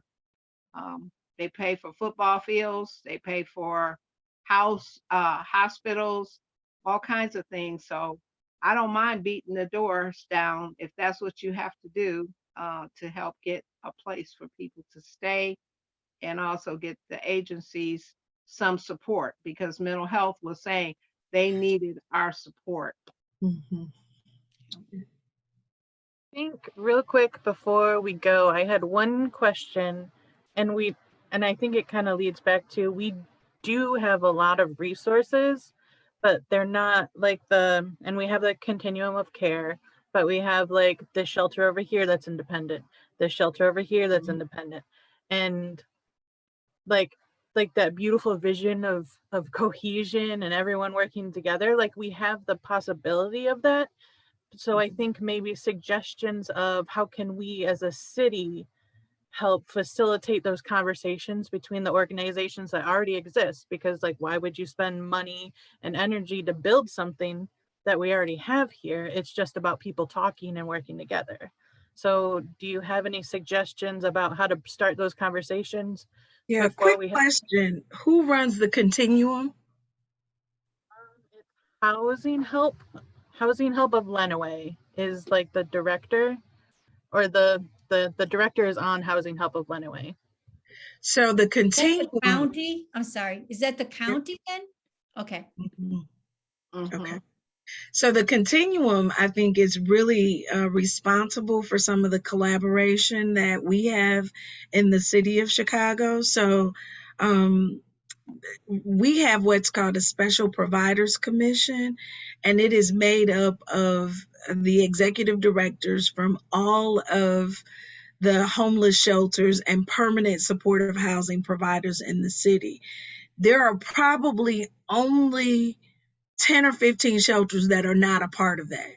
So it's easier for us to build a system. And so, in my estimation, starting with the continuum, because they've already got a group of people who are already connected, is a great way to begin. Now, I'll be honest with you, our continuum, for years, I would go to the meetings and not say anything because it was just messy and mucky and just all of the things that you could imagine a continuum is. But over time, we have a strong governance charter that really identifies our line of work. I mean, like, we're more cohesive than we've ever been. And so that might be an opportunity. The other thing is that when you're already part of the continuum, it's easier to collaborate around funding. And so Breakthrough doesn't, just because we're faith-based and there are some unique ways that we like to operate. So we don't collaborate in funding the way some other homeless providers do in Chicago, but a lot of those who are a part of the continuum, they do things together. So one person may provide the emergency shelter, the other person is providing the permanent supportive housing, and then they're bringing in another agency for behavior health. So that may be an opportunity for you guys to, just begin to think about how you share resources. Well, our time is almost up. Mayor, do you want us to go into our next meeting and then finish up with this Breakthrough group? We can just, and I know there's no public on here, but we should ask for public comment just to make sure we're Yeah. following protocol. Yeah. But I didn't see any on here, but let's do that just to make sure. But I just want to say thank you, thank you, thank you. This was so helpful, so informative, and I've just learned a lot. And I was there at the very beginning. It doesn't feel like it was that long ago. You aged me by saying that, but I just cannot believe, this is just invaluable resources for us. And I'm sure we'll be picking your brain a lot more and asking more questions in the future. But thank you, thank you, thank you for everything that you presented tonight and told us, and just for being here and spending that time with us to help us as well. We are Yeah, thank you. available. Yeah, we're available. And Mhm. also, my goodness, thanks for asking these questions. What other city comes to us and says, how can we help people in our community? It's beautiful. You guys have a great mayor. Keep her in office. Yes, we do. We We do. love her. Yeah. All right. Thank you.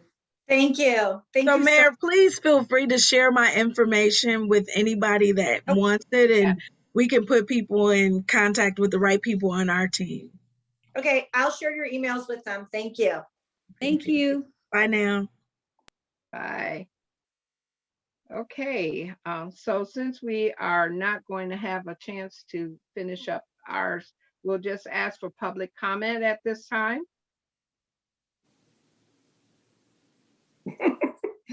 Okay, hearing none, I'll go to commissioner comments.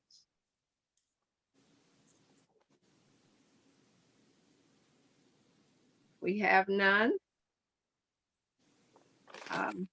We will take a motion to adjourn this meeting, and you want to take a 5-minute break and then come right back? I'll stay on, but you want to take a 5-minute break? So motion for adjournment. I motion Move to we adjourn. adjourn. Oh, go ahead, Joaquin. I'll second that. All in favor? Aye. Bye. Aye. Aye. Okay. All right, so moved. And it is 7:01. We'll come back at 7:08. How about that? 7:08? All right. See you then.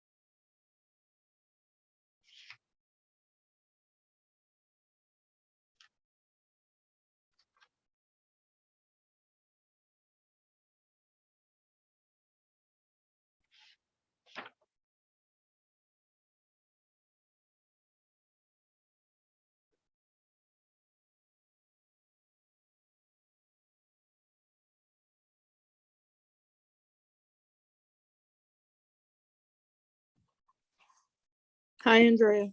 Hi, How are you? good. How are you? So you want to Pretty do the good. roll call when we Yes. start this time? Okay. good Okay. deal. I was glad to see that you were able to get on. Yes, I was working today. Good. We're still recording. It's still recording, so we will be getting started shortly. That was an excellent, excellent presentation. I thoroughly enjoyed it. Mhm. Very, very, we need to have them again. Too bad we can't have them for a town hall meeting. That's what I was thinking. But Yes, okay. that would be excellent. Maybe if feel we like can get some of the community people on, even the Chamber of Commerce or some of the pastors on, and maybe we can get them to hear what they're accomplishing in their community. It might help us. And even the Yes. agencies in town that actually work with the homeless. Maybe we can put So- that together. When the link gets posted, I was going to make sure to forward it to Elizabeth Salerno. I think she's a director of housing help, and she's on the continuum of care. I think she's director there. Okay. So I was going to forward it so she could watch the video and see the presentation. Also, what we could do is maybe get her to partner in, and if we do a town hall, we can have her do a presentation of what is actually going on in Lenawee County. Or come to one of our meetings, come to our meetings and tell us what kind of assistance she may need, to one of our pre-meetings. So, Came to the last one. but I meant that we're talking specifically about her area of expertise and what she's dealing with and exactly what the city can do to help her. Because when you think about Chicago, no matter what community it is that they're working in, people are pouring the money into it. So that's a great thing. So it's 7:08. Mayor, are you here? Everyone back? Okay. Yes, I'm here. I was emailing you the context. I didn't get it done yet, but I'll get it done. Okay, so what we're going to do is call the meeting to order with the Pledge of Allegiance and a moment of silence. The flag is behind me, so I'll get a little bit out of the way so we can do that, okay? I pledge allegiance to the flag of the United States of America and to the republic for which it stands, one nation, under God, indivisible, with liberty and justice for all.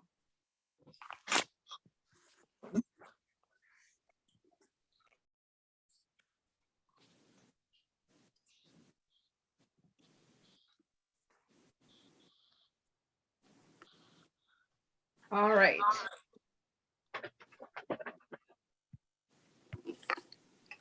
Okay, so we're going to call for the roll call, please. And Lindsay is going to do it, Ashley. Mayor Heath, Present? Commissioner Bernard, Present. Commissioner Ramos, Present. Commissioner Patton's present, Commissioner Frank,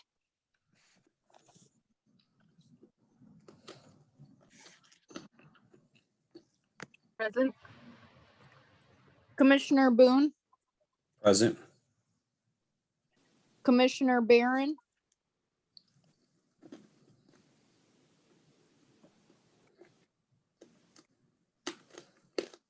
Commissioner Carter, Present. Commissioner Harvett, Present. All right. So we have Commissioner Barron is absent.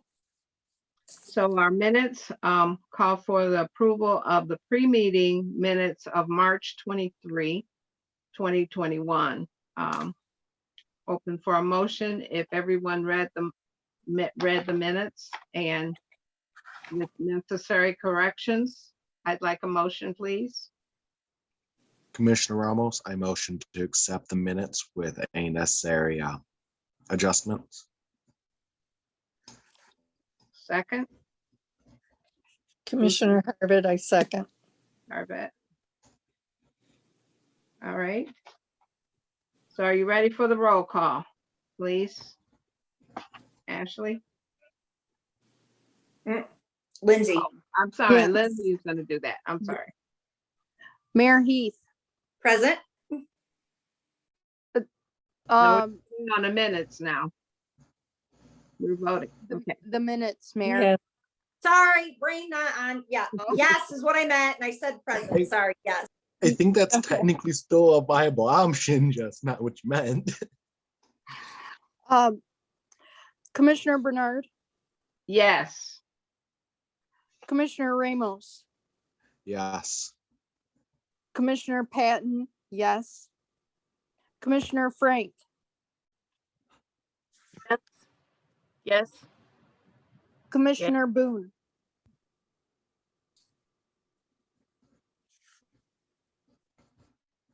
Yes. Commissioner Carter, Yes. Commissioner Harvitt. Yes. Passes with unanimous vote. Thank you. All right, approval for the regular minutes from the March meeting of 23rd, 2021. I need a motion and with necessary corrections.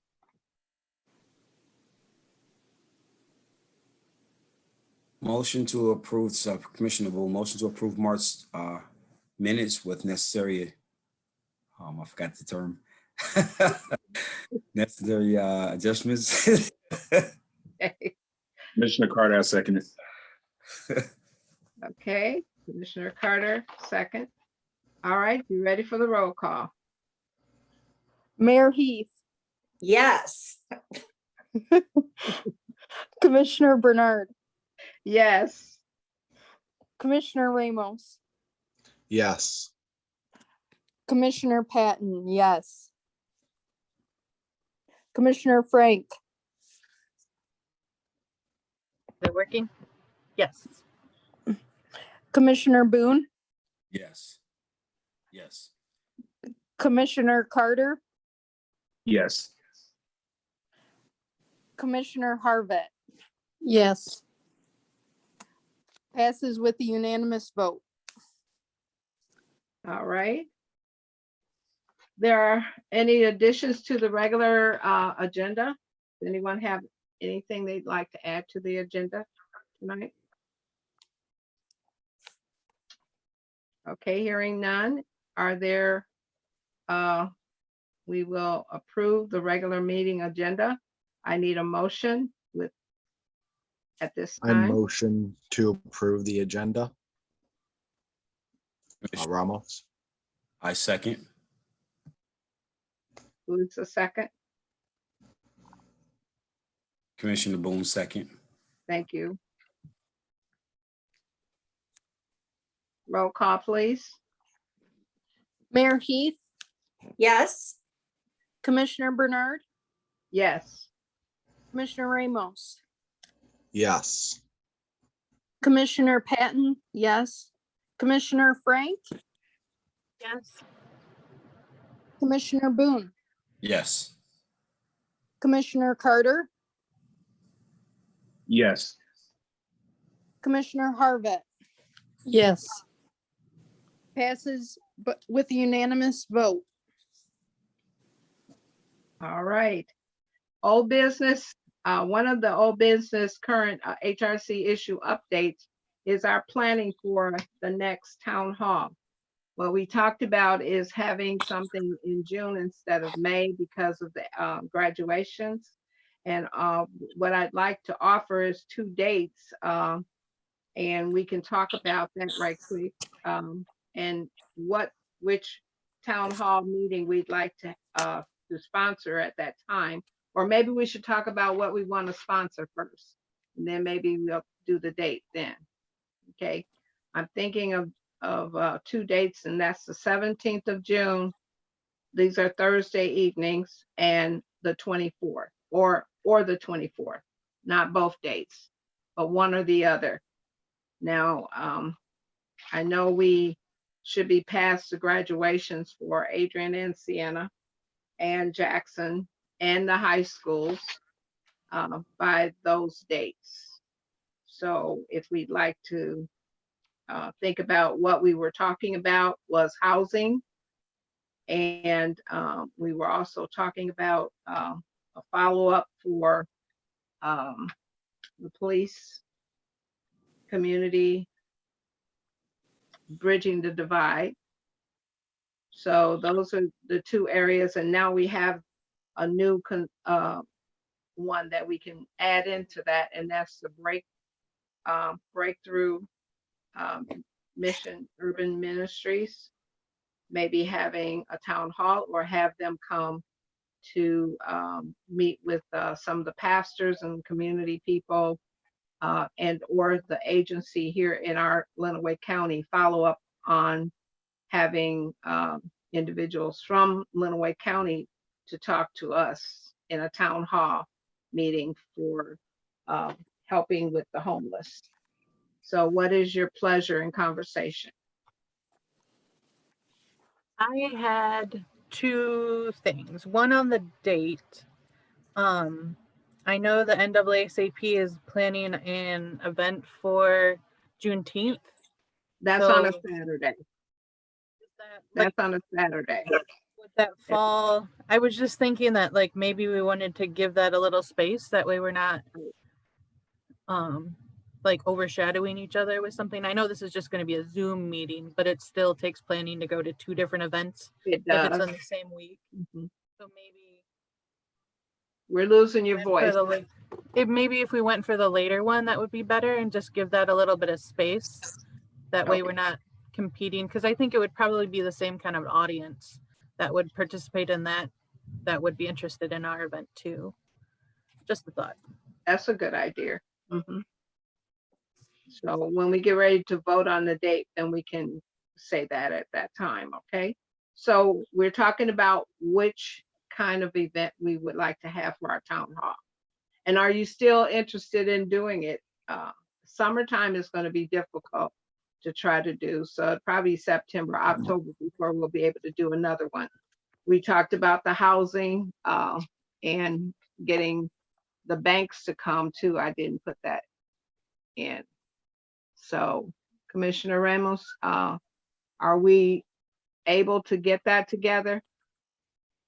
Or no? Well, from what I've talked to them about, I don't have any definites, but we're still a similar issue of what if we want Premier specifically involved to do like the home ownership seminar, and then we'll need to push it back some because they can't use Zoom still. And I haven't got an alternative yet. I'm still in contact with them, but that might be better for like the fall, which I think was when one of them was anyways. But yeah, that one should probably be pushed off a little bit if we had it in the summer, but I know this summer is going to be more difficult to do things. So we're going to try to go past the summer and give people a little bit of a break, and we can just plan. So so what is your pleasure? Are we talking about doing the homeless again? If you mean in a town hall setting. Well, I'm open to the other 2 things. I don't know what everyone else's feelings are. But as far as a home ownership seminar, I think that should be pushed off To the fall. To the fall, most likely. Okay. Well, the one thing about the homeless, if we start talking about it now, we may be able to help them before they have to have a big issue in the fall, because that's when the weather changes, Mhm. things are happening. And, you know, we can, like I said, we can always call them and ask them if they would participate in the pre-meeting. So it's not like we can still do that this summer if we can get them to come and just talk to our pre-meeting session. Would you all like to do that for the homeless part? Yes. County I homeless? feel like the sooner we get that ball rolling, the better off we'll be.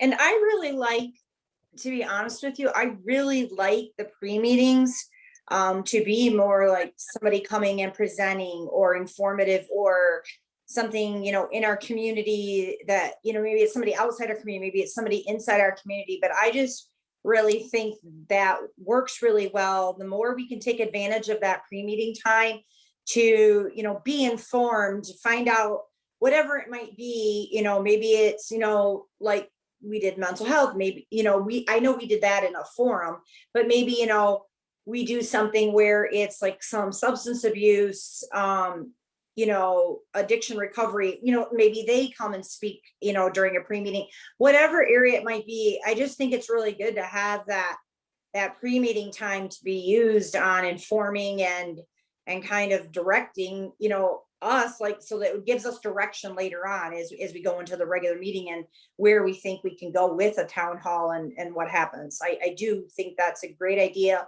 The more we can utilize resources coming to us and presenting in pre-meetings, the better. The more information we can get, the better. And we can utilize that at each of our meetings because we have to meet each month. So we can definitely do that. We can ask for the 25th meeting, or if we can pull it together and talk to the agencies and see who we can get to come to the pre-meeting. And then if we start at 5:30, because we took all of the time. So at 5:30 time is good. So are you all willing to have us do something with the homeless in Lenawee County for our pre-meeting in May? And we can work towards that. How many agree with that? Be willing to, Yes. and I think Elizabeth Salerno had talked about being willing to do the same kind of presentation like the forum, but if we had it during a pre-meeting like this, I think this worked out really well. Mhm. And then she can present the information and we can use that information to create a better, more informed forum in the Yeah. future. Right. Yeah, and I Absolutely. think combining that, like that housing help with that homeless piece is crucial. And I think that would be a really great pre-meeting discussion. Okay. Any other? Asking her like, how can we help you? What information do you want us to gather for the forum, kind of a thing, before we have it? Okay. So how many are in agreement with that? Can I get us to say? Well, you should just probably take a vote is what you should probably do Okay. for that. Like All right. have Roll call. you probably should have a motion and then do a vote. Okay, so why don't we wait until we get all of them and then can vote on each one of them, okay? All right, so that's the homeless for the pre-meeting in May. Okay, what do you think we should do with the town hall meeting if we do it in June? That won't be our meeting time. That will be a town hall meeting Right. on the 20th. We're looking at the 24th now.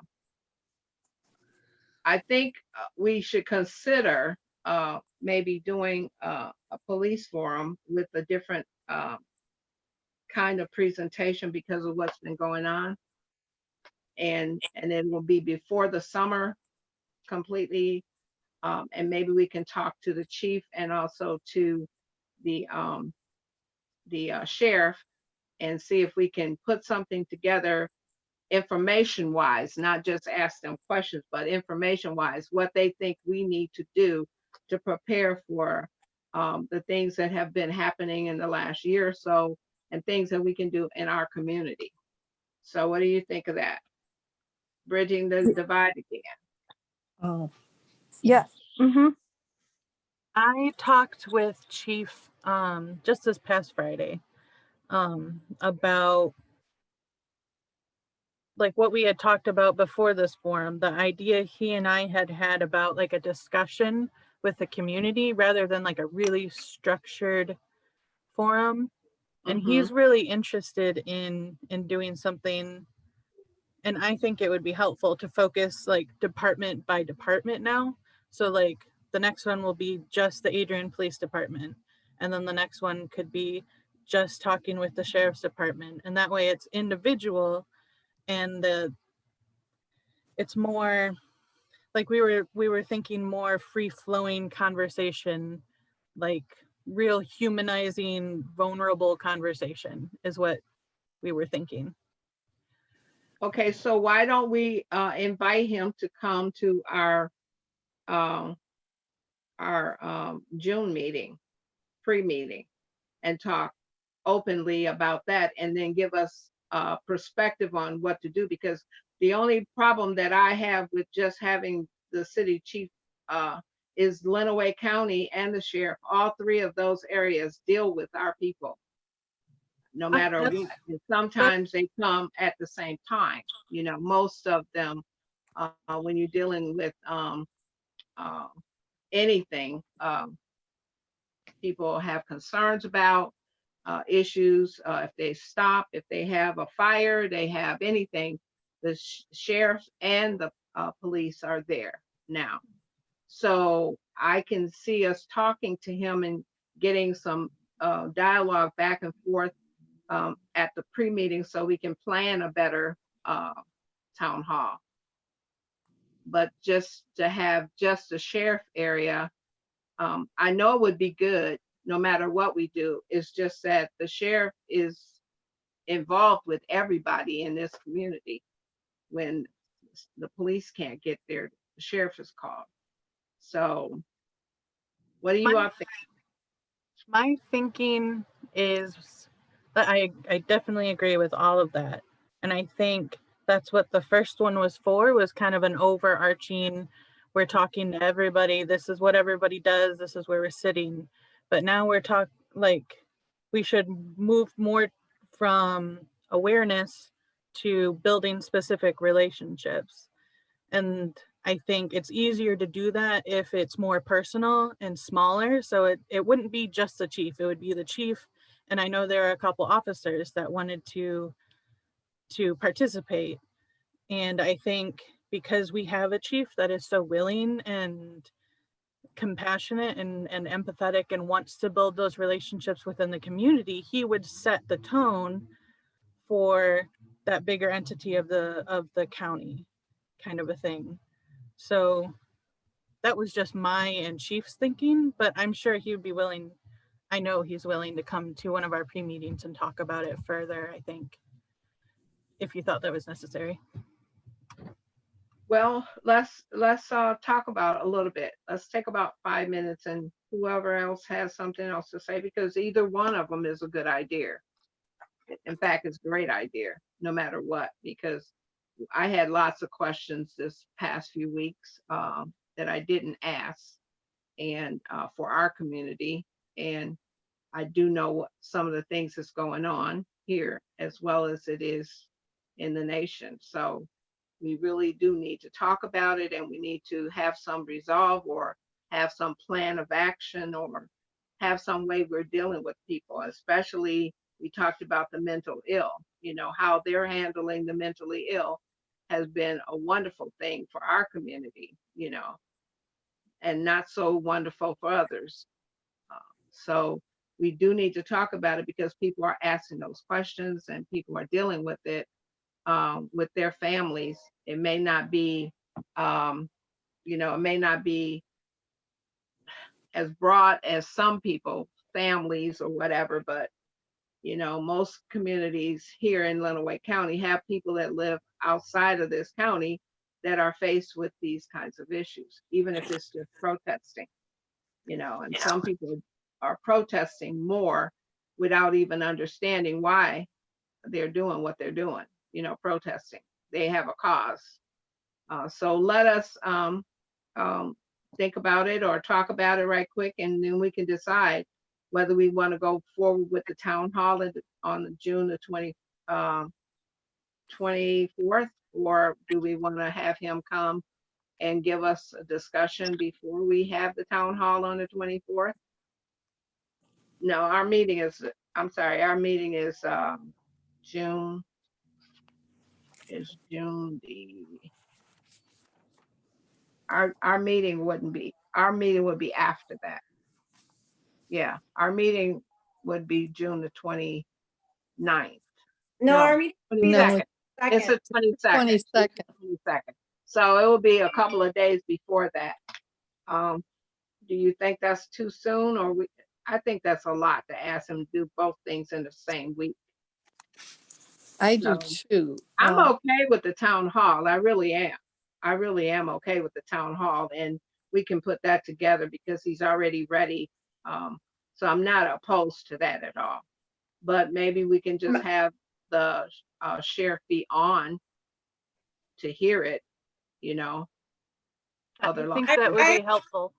I really think the town hall, especially because it's going into summer and it's at the very beginning of summer. I know it's technically already in summer, but I just think, you know, and now it's been, since we did the first Bridging the Divide, it will be like close to 9 months, maybe 8 months since we had done that before. And I just know, you know, there's, you know, growing concern again. And I just feel that would be a really good, that's my opinion, that I feel like it would be a really good town hall, especially because it's the beginning of summer. Yes, yes. If I can add this, Ashley, Commissioner Frank, I like your idea, and the reason why I go with that is I personally would like to hear the officers' point of view with some of this conversation. Because even though we know we have the support of the chief of police, the officers is really who the community is going to engage on a more consistent basis. And to be able to have it where the officers can kind of share their opinion, where we're not getting both sides of the police department at one time, where we're just dealing with the city police first, and then kind of graduating to the county, to the sheriff's department, and have those conversations where we can have the perspective of the officers, because I do know that the officers have concerns as well. I took some of my youth from the church down to meet Chief Emmerich and some of the officers, and they have some concerns with how to engage community and what's going to be and how community views them as well. So just to kind of get their concerns out there, as well as how the chief of police is handling his officers when it comes to their concerns and the community's concerns, I think would be a good approach without overloading the community at a town hall. So you're suggesting that we have him at the pre-meeting? I'm suggesting that if we can have them at the town hall meeting, I think that'd be a good conversation going into this summer.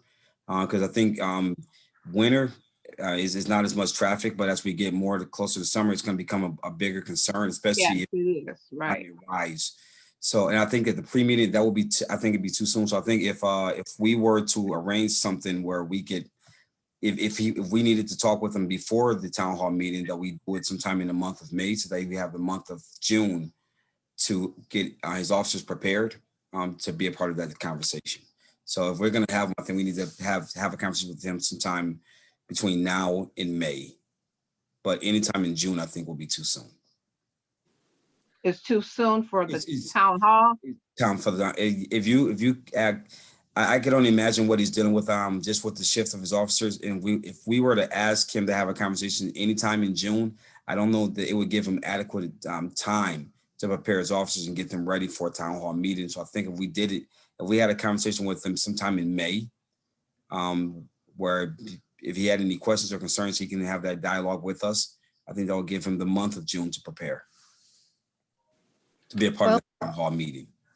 Okay, so what we're talking about is two different things. One is have him come at a pre-meeting, which would be in June, which would be the 22nd of June. The Right. town hall meeting, we're talking about having a town hall meeting on the 24th, which would be the Thursday. So the concern that we have is, at least in my mind, is that we have him, he's already prepared to do something. Is that right, Ashley? Commissioner Frank? Yes, and I know the officers already have something because this is what we had originally envisioned the first one for. So he was Right. prepared for this in November and then Right. it changed. So if we have him come, I think what D'Angelo is saying is have him come and speak and get the gist at our pre-meeting in May. And then that gives him June and the officers all of June, and then we can do the forum on the 24th. Okay, but we were talking about doing the homeless in May, at the pre-meeting in May. Well, we could do that at the That's June something- one. If we did That's that, something, if we did the homeless and Elizabeth at the June pre-meeting, then that wouldn't conflict with that town hall a couple days later. It wouldn't be too much then. I don't think that's a problem. I mean, that's my thought. what do you Especially mean if we're- for the chief, June, the 22nd and the 24th? No. No. What we're saying is, Okay, so you're saying switch the homeless and Yes. give her time to prepare and Yes. put her in June. The chief is already prepared to talk with us. He come in May. And then we do the town hall with the bridging the divide in June, the 24th. Is Yes. that we're saying? Yes. Yes. Okay. So let's, that satisfies, what happened? Are you there? Okay. That satisfies, May and June pre-meetings. And then, also it takes care of the next town hall. Okay. So now what we need to do is have a motion. well, really quick, Michelle from the city is trying to find out if he's available right now to at least hop on and see if that will work as well. To just- Okay. He was trying to see if he was available and trying to get a hold of him. So maybe if we can hold off for a minute. We can hold off on that, but we can also vote on the homeless. Yes.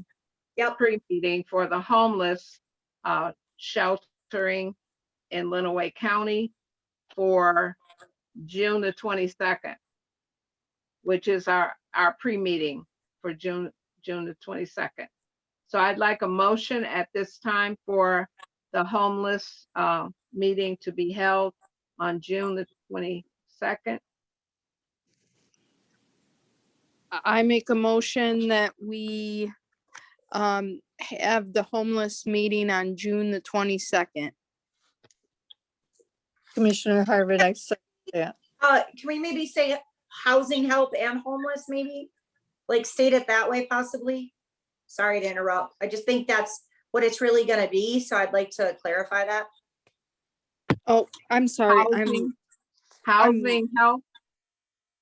I'm sorry, Mayor. No, it's not you. No, I was Oh, just. No, she's no, the I one, have to she's the stop one and that read has, and- okay, she's the one that has to change it because she gave the motion. So Yes. repeat what you said, Mayor, so she can get it the right way. So you Housing can help say for homeless. Housing help and homeless. Yep. Okay. I make a motion that we have housing help of Lenawee and homeless be at attend our meeting on June 22nd. I second Commissioner Harvey. All right, ready for the roll call? Mayor Heath, Yes. Commissioner Bernard, Yes. Commissioner Ramos, Yes. Commissioner Patton, yes. Commissioner Frank, Yes. Commissioner Boone, Yes. Commissioner Carter, Yes. Commissioner Harvett, Yes. passes with unanimous vote. All right. So we'll wait to hear from the chief. She said, Yeah. Michelle just said if he doesn't respond quickly, it means he's unavailable. So she said we could go ahead and just move on, and it hopefully it'll work. So- Okay, so what we can do, because we won't send it in to her, to Michelle, to get out to you all for at least a couple weeks. So we have time to get to him for the meeting for May, the pre-meeting. So I need a motion for the pre-meeting to have the chief of police to come. I move that on May 25th, our pre-meeting is the chief of police and officers to present to us. D'Angelo Boone, I second. All right, we have a motion and second. Ready for the roll call. Mayor Heath, Yes. Commissioner Bernard, Yes. Commissioner Ramos, Yes. Commissioner Patton, yes. Commissioner Frank,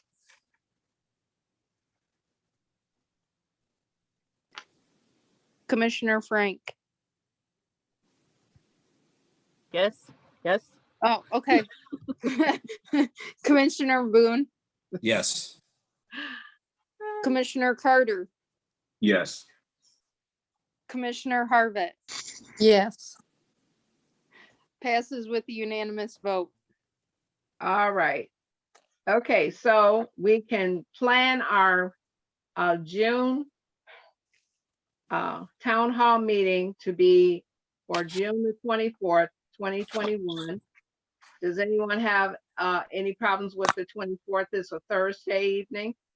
And we want to do it from 6 to 7:30 instead of 2 hours. We'll do an hour and a half.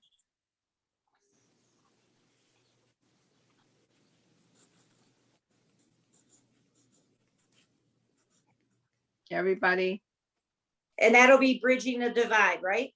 that would be bridging the divide. Yes. Okay, you. so I need a motion for us to do the next town hall meeting on June the 24th, 2021, from 6 to 7:30 Thursday. Bridging the divide. Motion. I move that we do our next town hall on June 24th from 6 to 7:30. And it'll be bridging the divide with the Adrian Police Department and other entities. Commissioner Commissioner Patton, Ramos, I'll I second it. second. Say that again. Someone did. Okay, somebody interrupted. I didn't hear what you said. Oh, Both second? Commissioner Patton and Commissioner Ramos seconded it. That was why. Oh, both did. sorry. Yes. All right. So we have a motion and a second. Roll call, please. Mayor Heath, Yes. Commissioner Bernard, Yes. Commissioner Ramos, Yes. Commissioner Patton, yes. Commissioner Frank, Yes. Commissioner Boone, Yes. Commissioner Carter, Yes. Commissioner Harvett. Yes. Passes with a unanimous vote. All right. Well, we're good on that. So the update is that the pre-meeting in May will be the chief of police and officers. In June pre-meeting, we're going to have the housing help with Lenawee County and dealing with homeless and whatever we can get support for. So we will be promoting that for the next 2 weeks. And then June the 24th would be the Bridging the Divide with the chief of police as our leader and guide. So what we will do at Commissioner Frank, if you would speak with him and let him know exactly what we voted on tonight so that we could get him committed. If he cannot do it, and let us know, I think he will be on board. We can fix this time. If he needs to adjust the time, we can do that before we start promoting it. Okay? All right. Also, the outline. Give me, send me an outline because I want to add some stuff to the outline, or at least review it. Send it to me and the mayor. And then, Mayor, is there anything that you'd like to have her do before she talks to the mayor, or when she talks to the mayor? I mean, the chief. No, she talks to him all the time, more than I do. Yeah, I know she does. That's why I'm letting her go ahead and do that. She already is talking, communicating with them. So we appreciate that so much because that keeps us informed, and he does give her updates all the time, which I appreciate hearing about. All right, so the next business that we have is public comments. I have one. Yes. Michelle Dewey. I just want to let everyone know we're starting First Fridays. Well, First Fridays have been going on, but we're going to have our more of our outdoor event starting up on May 7th. So the streets will be closed and we'll have a lot of activities going on. And I know the HRC had discussed in the past maybe attending First Fridays and having information available to the public, which obviously this one's coming up pretty quick, but I just wanted to mention that in case you guys wanted to get involved in future First Friday events. Yes, we were doing that before the pandemic. Some of us went down and passed out brochures, so that's something that we can do this time. We still have some brochures at City Hall, and so I'll get some of those and we can be available. Who'd like to go and help do that? Ashley, Frank? All right, Commissioner Frank. Who else? I can in June or July. Okay, we're just talking about this May month right okay. now. Commissioner Frank, anyone else? Ashley, I'm gonna have a table set up, kind of like a table and a tent for First Fridays information. So if you want, you can put some brochures there, and you're Okay. welcome to walk around, obviously, but if you want to hang out there and hand stuff out, you can as well. You're welcome to. That would be great. That would be great. Thank you for that offer. I do have. Thank you, Michelle. Are you going to be located in front of the City Hall? No, I'll probably be down by the Four Corners. Four Corners? Okay. Well, she'll seek you out. Okay. And I'll try to pop in, pop out, and do a little bit as I can. Okay, Commissioner? Okay. All right. Is there any other public comment? Well, hearing no other, do we have commissioner comments? Yes, I have a couple important things to pass along. Yes. So on May 5th, which happens to be next Wednesday, maybe Tuesday, I don't even know what day it is, that's not good. It's next Wednesday, is from 3 to 8 p.m. at the Holy Family St. Mary's campus. They are actually hosting a vaccine event, and it's going to be servicing the Spanish speaking population. Obviously, other people can come. If you know of anyone that really needs those services and they need that translation, that's, they're there for that. That's like what the basis of it is. It's all translated both into English and Spanish. So we just welcome. So just to let everyone know, that's Wednesday, May 5th from 3 to 8 p.m. A vaccine, for vaccines at St. Mary's, the Holy Family, right there by, so that it's their parking lot. So that would be between Erie and Church Street, I do believe. Nope, Frank. not Church. That's Frank Frank. Street. Yep, I knew that was wrong as soon as I said it. Yep. Okay. So So that's where that will be. So I wanted to let you know of that. And the other thing is, this is not a city sponsored event, but there is going to be a Cinco de Mayo event. They have, I have pulled the permits and it's going to be on Toledo Street. And I know they're already advertising for it. I've been helping them with some of the logistics of that.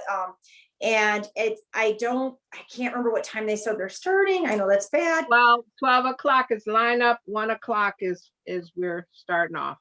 Okay, and then, yeah, so they're going to do a parade and then they're going to be on Toledo Street. They're gonna be bringing in, band. They want some bands, not all at the same time, but they want everybody, to try to stay socially distanced, but still be able to celebrate Cinco de Mayo, because that was something that did not happen last year, obviously. And so they're very excited about this, and the parade will be great. Please go, because I helped them out. We were able to secure a really cool grand marshal, and I know they have another one as well, because we weren't sure this person could commit. They had to wait for their publicity person to okay them to be able to do it. So I literally found out during the pre-meeting this person could do it, and texted them right away for the Cinco de Mayo organizers. So it's going to be really fun and very exciting. And I just wanted to let everybody know that.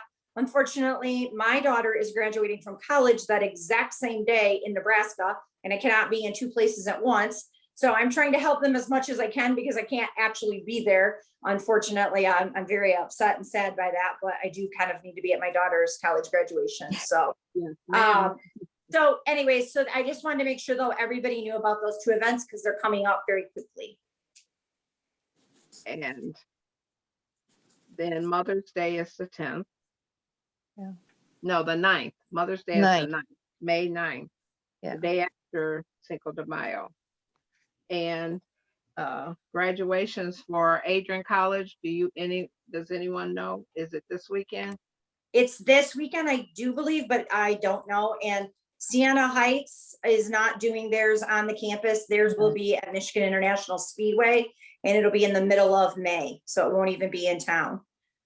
Because they're going to keep them in cars and keep them socially distanced. But I know that Adrian College is in finals this week, so I'm assuming their graduation's this weekend, but I'm not actually sure. Okay. All right. And Jackson College, I don't know about them yet either. So they're probably doing theirs virtually. I know Eastern did theirs virtually. We had several to graduate, including my son graduated. Oh, very good. Very happy for him. All right. Well, we have any other commissioner comments? Yeah, this is Commissioner Harbia. Speaking of the homeless, I don't know if you're all aware how seriously ill Helen is from Share the Warmth. No. It's very, very serious. That's Joel Hendrick's stepmother, and he works for us. And we've been praying for her. She's in Toledo Hospital. She fell down the stairs carrying a box, because she's moving from where her husband lived and herself, and fell down the stairs and injured her head quite extensively. Oh, wow. So it's not looking good. So I think she really is the matriarch of Share the Warm. She's like the Mother Teresa. This will be a great loss for everyone. Yes. We'll keep her in our prayers, definitely. Any other comments from commissioners? Well, any other announcements? Mayor gave us 3 or 4, and Michelle Dewey gave us First Friday on the 7th. So we have the 5th, the 7th, and the 8th, and the 9th, Mother's Day. So let's remember all those dates. That's a whole weekend. We can have fun. Starting on Wednesday. All right. So hearing no more, I am open for a motion to adjourn. I move that we adjourn this meeting. Commissioner Ramos, I second the motion. Okay, all in favor? Aye. Aye. Okay. All right. Well, you all be blessed. Take care of yourselves. Stay safe. wear your mask when you're supposed to. Not everybody wears them, but I want you to make sure that you stay safe. And remember, we're in this together, okay? Our fight is the community fight, and we're trying to do our best. Thank you, Mayor, for getting our speakers today. Yeah, for thank the you. meeting. That was wonderful. In fact, it is igniting some positive things so we can get busy doing some work. Okay. All right, everybody. Take care. Bye. Thank you, Bye. Michelle. Thank you, Mayor. Enjoy the warm weather. Yes.